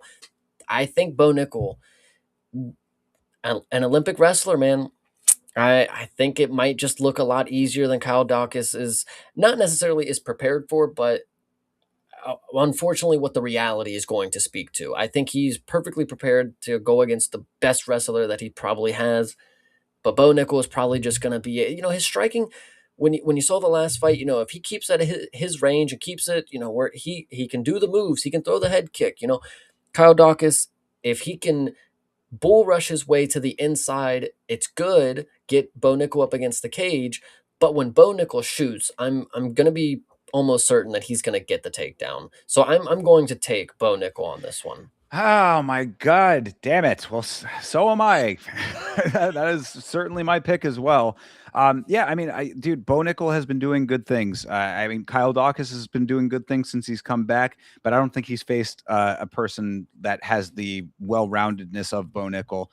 And yeah, I mean, granted, he, I mean, like a person like Michelle Pajeda not putting anything out like Bo Nickel is going to be putting out. Again, the gravitas of this card plays a big factor in it. I think Bo Nickel is going to be pretty conservative in the way that he approaches this fight. Take him down, make it easy for yourself. Don't try to be a hero. Don't try to go for anything overly dangerous. I think Kyle Dawkins, if it doesn't happen in the first round, it's the second round kind of situation. It's going to be a gradual wearing down if it has to be, or it's going to be an easy early sub for Bo. I think it's pretty foregone. So I too am taking Bo Nickel. I think, and this is just my hot take. If the predictions market is out there and you guys want to know what my take is, I think this is where we get our promotion for RAF. I think Bo Nickel will have his post fight speech and he will call out his next opponent. I don't know if it's going to be Colby. I don't know if it's Armin. RAF. He's going to put it front and center because that's the real American brand. Like that is going to be his post fight speech. Is what I will go ahead and say. Fair enough. I mean, he's got some ground to make up in RAF based on pulling out or not pulling out, but not accepting the one match against the guy with the weight misses and all that. Mm-hmm. So that would be a nice way to get back into the good graces of that organization. Yeah, absolutely. Right in front of Donald Trump, too. He can do his golf swing emo after he wins. I mean, again, even more of a reason to not take any chances in the fight, Yeah. All right. Well, that takes us to the first fight of the evening. Crazy that this thing is opening it up, but what a banger opener this is. This is, of course, Diego Lopez versus Steve Garcia. Steve Garcia, a guy who I have been very high on. I think that he has been a sneaky, under the radar kind of dude who has been doing great things, but he is going up against Diego Lopez, who is, one of the greats, I would say, in the current crop, but one of the greats who has been shown to be bested and now be bested multiple times by the champ. So, I mean, is he an insurmountable foe? I mean, definitely not. We know that he's not because of that. He's been beat. I mean, he's got 8 losses on the record. Granted, the other side says 27. So, it's not often that he's losing, but 8 is not 0. So, it is certainly a potential that he could have some things go not his way against Steve Garcia, who is a very, very proficient technical striker.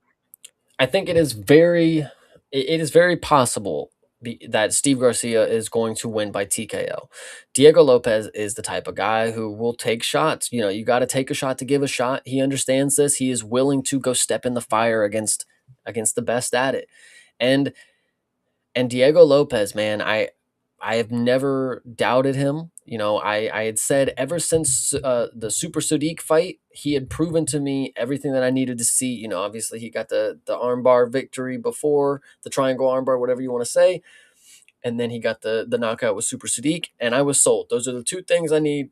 Boom, and he has not let me down since. Obviously went up for a title. It did not work out. Got another rematch at a title. It did not work out. But he is somebody who has learned to enjoy his time in the sport. He's 31 years old. He's going to take whatever fight that they want to give to him. He even said, I didn't know this was for the White House. They just said, do you want to fight Steve Garcia? I said, yep. And then I found out the next day on TV.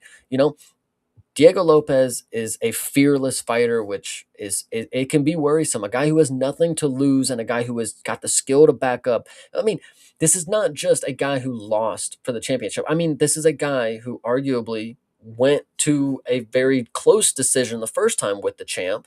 Arguably, it was 2-2 going into the fifth, argue at the wall. But Diego Lopez has the skill. I talked about the pound for pound. If Diego Lopez went to a close decision with Volk and he's fucking pound for pound 3, where's Diego? I mean, these are the questions that I'm asking. Is Steve Garcia going to be able to stand toe to toe with somebody that I believe is one of the best in the promotion all around the board?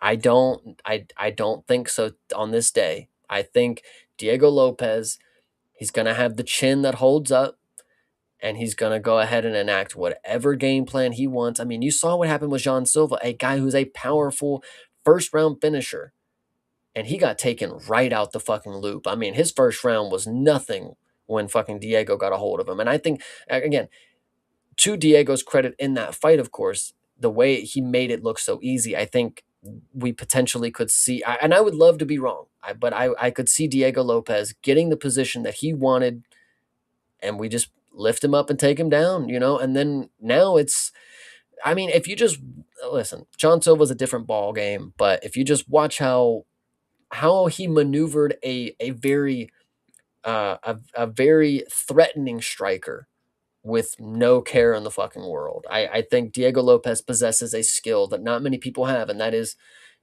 just being fearless, man. He just does not care who is in front of him. He will fight and he will try to win. Yeah. Oh, I mean, I don't think that there's any doubt about that. There's a reason that he has been on 300, the Sphere, and here. They know what they get when you get a Diego Lopez fight. It's not just him being a fan favorite. He's a fan favorite for a reason. It's the fight style that he has. It's the intensity that he brings to fights. It's his characteristics in the fights and the amount of striking, plus the other dangerous aspects when it comes to wrestling and grappling. He's a well-rounded fighter, and one of the toughest that I can name in the promotion, really. But he has had problems. Not problems. He won against Dan Ige, but that like close fight on short notice, right? I mean, like that was A day's notice, not hours notice, if you recall. Yeah. So Yeah. I mean, that's my point. Come on. I mean, like, something like that. Now, granted, Dan Ige is a dude who, is probably about gatekeeper status, but like if he was able to make it to the horn, I think that there's potential there. Steve Garcia was on the longest active knockout streak in the promotion for a while there. I mean, granted, who is he knocking out? I guess is the question, right?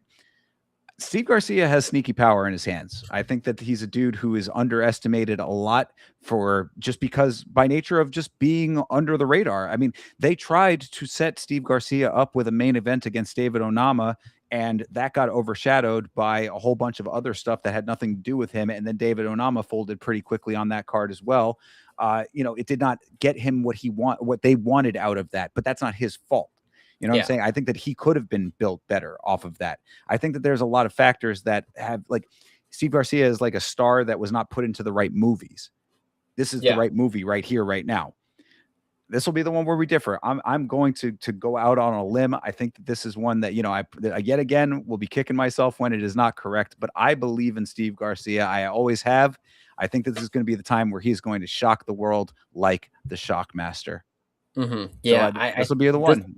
This will be fun. I'm excited for everything coming with this card and all the fights included. So yes, I'm glad that you picked different. Yeah, absolutely. So at least we have one where we do differ. 1 point to be gained for me if I'm correct about that fight. But either way, of course, guys, this is the White House card. This is UFC Freedom 250. This is on this coming Sunday, and you know that your boys are going to be watching this thing. So if you want to watch along with either of us, you can do that on our individual watch-alongs. I will be at youtube.com/@YamaShow, and Chase, I know you can tell them where they can find you. youtube.com/@CPSmalls, of course. And if you guys didn't know, this Friday we are reviewing the Furious movie that is coming out Thursday night at select theaters. Obviously, it'll be dropping Friday night for the majority of everybody else. We will be reviewing it the first day in the morning, so make sure you're there. And if you don't want the movie spoiled for you, we will be doing a spoiler-free edition at the beginning. Make sure to stop by, listen to that portion. Leave a like, leave a comment, and we will definitely talk about the rest of it when you get back to the video. Absolutely. Very much looking forward to doing that. Also, later this week, I kind of talked about it earlier in the stream, but I was planning on doing a video about the lawsuit that has been waged against UFC Freedom 250. I've decided to do a live stream version of that instead. There's just a lot of factors that are going into that suit that made it a little bit too cumbersome for a video. So if you are interested at all in that lawsuit, we're going to be breaking down the entirety of the legal document. We're going to go through it. It's, I think, 34 pages long, but it's actually a quicker read than that would lead one to believe. So if you're interested in that at all, hang out. I'm going to be doing that on Wednesday, I believe. So this coming Wednesday, if you want to learn all about what the legal element of that is, if there's any merit to it, come back to the stream for that, and we will be hanging out for that. So a lot of streams coming up this week, as always. You can find me on Twitter, Instagram, and Facebook at YamaShow. And other than that, anything else, Chase? No, I think everybody should just go ahead and try to enjoy the rest of their day. If you wait a few, and if you weren't here to catch the entirety of this show, I will have the timestamps put out here in a few for you, and I'll make sure to send those over to Thinker so he can have those as well. So just everybody have a good night, lock in, man. We got some fights coming this Sunday. Most definitely. So, guys, really appreciate the chat on this one. Thank you very much for hanging out with your boys for it. We will see you very soon for more content, as always. So, in the meantime, have a great rest of your night, a great rest of your week, and as always, fight on.